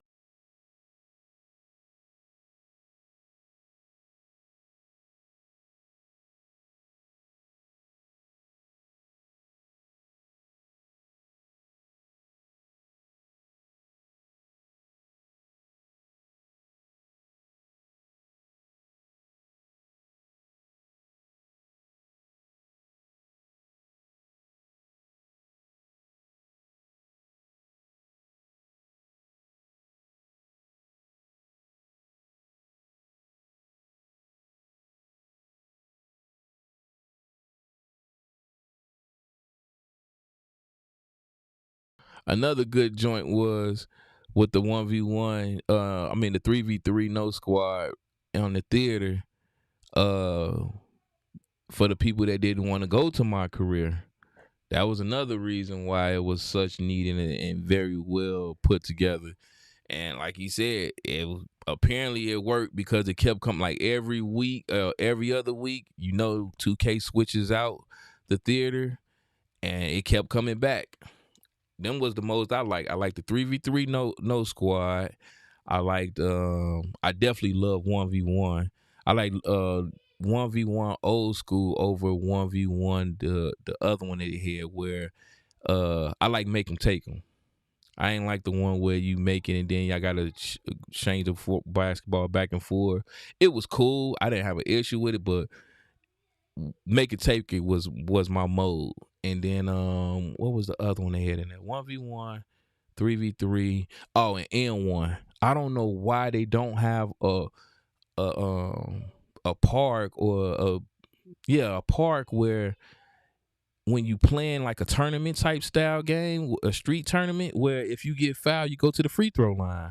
I don't know why they always just, steer from having that in the park for some reason. It's weird to me, but they should definitely look into that one. But that N1 joint where you're playing 21, 3v3, and if you get fouled, you go to the free throw line, that should actually be a mode for like a tournament, like a bracket tournament or something like that that's in 2K. That would be nice, especially for the park.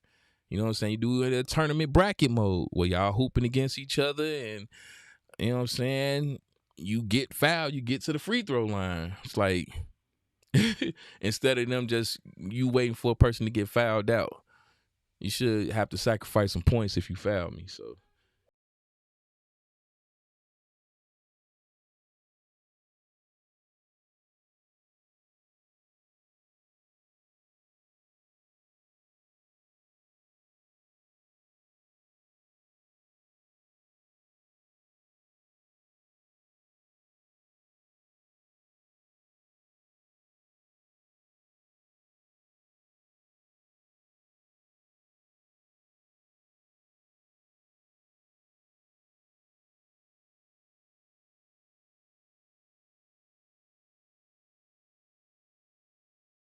I ain't even hold you though. Even though we definitely ran into them, but we only could tell if they was clans or whatever. Like, you start seeing everybody got the same name type mess. We use that as competition. It's go time right now. We tapped in because we know they finna be running plays. They finna be communicating. Again, I'm on the mic, so I'm talking. You know what I'm saying? That's how I run. Especially if I'm running point, I'm talking. Hey, do me a higher screen. I need you to do a backdoor cut. Don't stop in the middle. Continue to go to the other baseline. If I miss that pass, another person hit it. I'm that person. That's my communication there. I'm hedging. I'm going up and under. I'm going over you. All that stuff. Like, yo, no, you take the corner. I'm gonna go this way. I'm that person. So when I see a squad in rec, I'm trying to tune up because I want to try to win. I'm not bucking and folding. Oh man, they know all the cheat. No, communication wins majority of your issues, bro. That's just real talk to me. That's how I.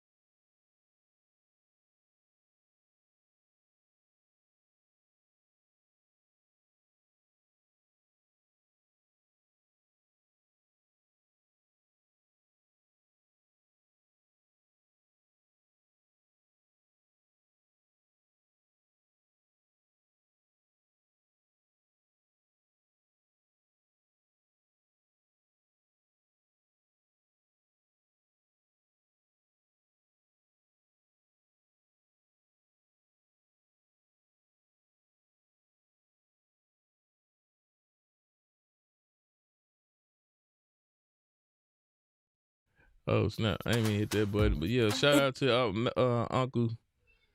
Brother Jones, man, and that content. They got me on video. Shout out to everybody that's watching. For whatever reason, I thought they would have an early morning ProPlay joint. They definitely didn't. They ain't dropped the video just yet, so I'm just gonna leave it at there. We still waiting to see. If they do drop, I'm finna go ahead and get my kids something to eat because I know they hungry. It's like 1 some my time, so I'm finna grab them something to eat, and then I'm probably gonna hop on 2K to see if somebody on. Let's see if some people on real quick. Hold on, let me go check and see. But this is my laboratory over here of bills I done made, inspired by NBA players. This is one I'm playing with right now. This is my Melo bill right here. This is my joint I'm playing with right now, and I'm tinkering around with post scoring. But yeah, they go my 92. I was telling y'all about that nigga.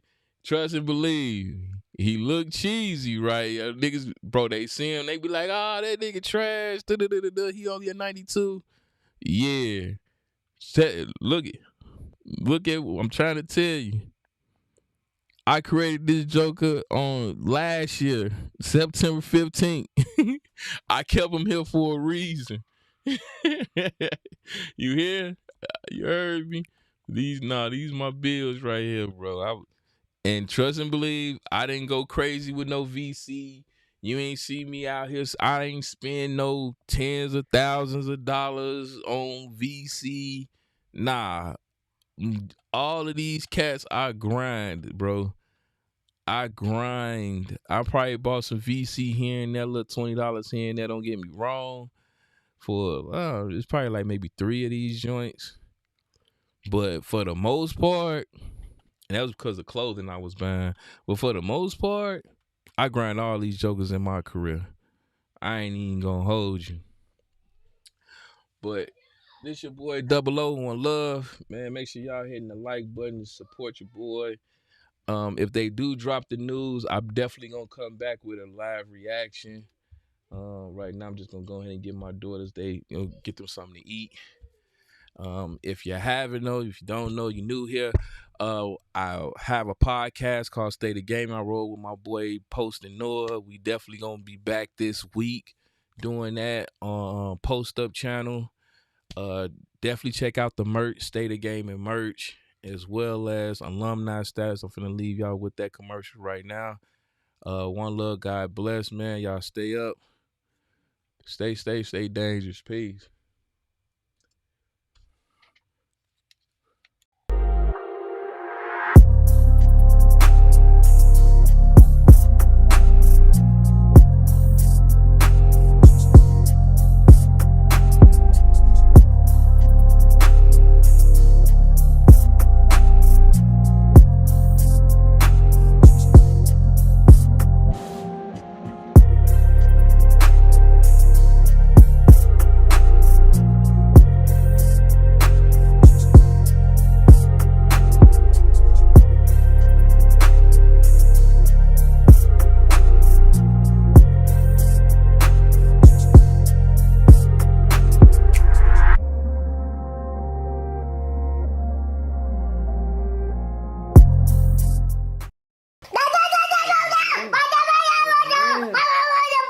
You smell like money.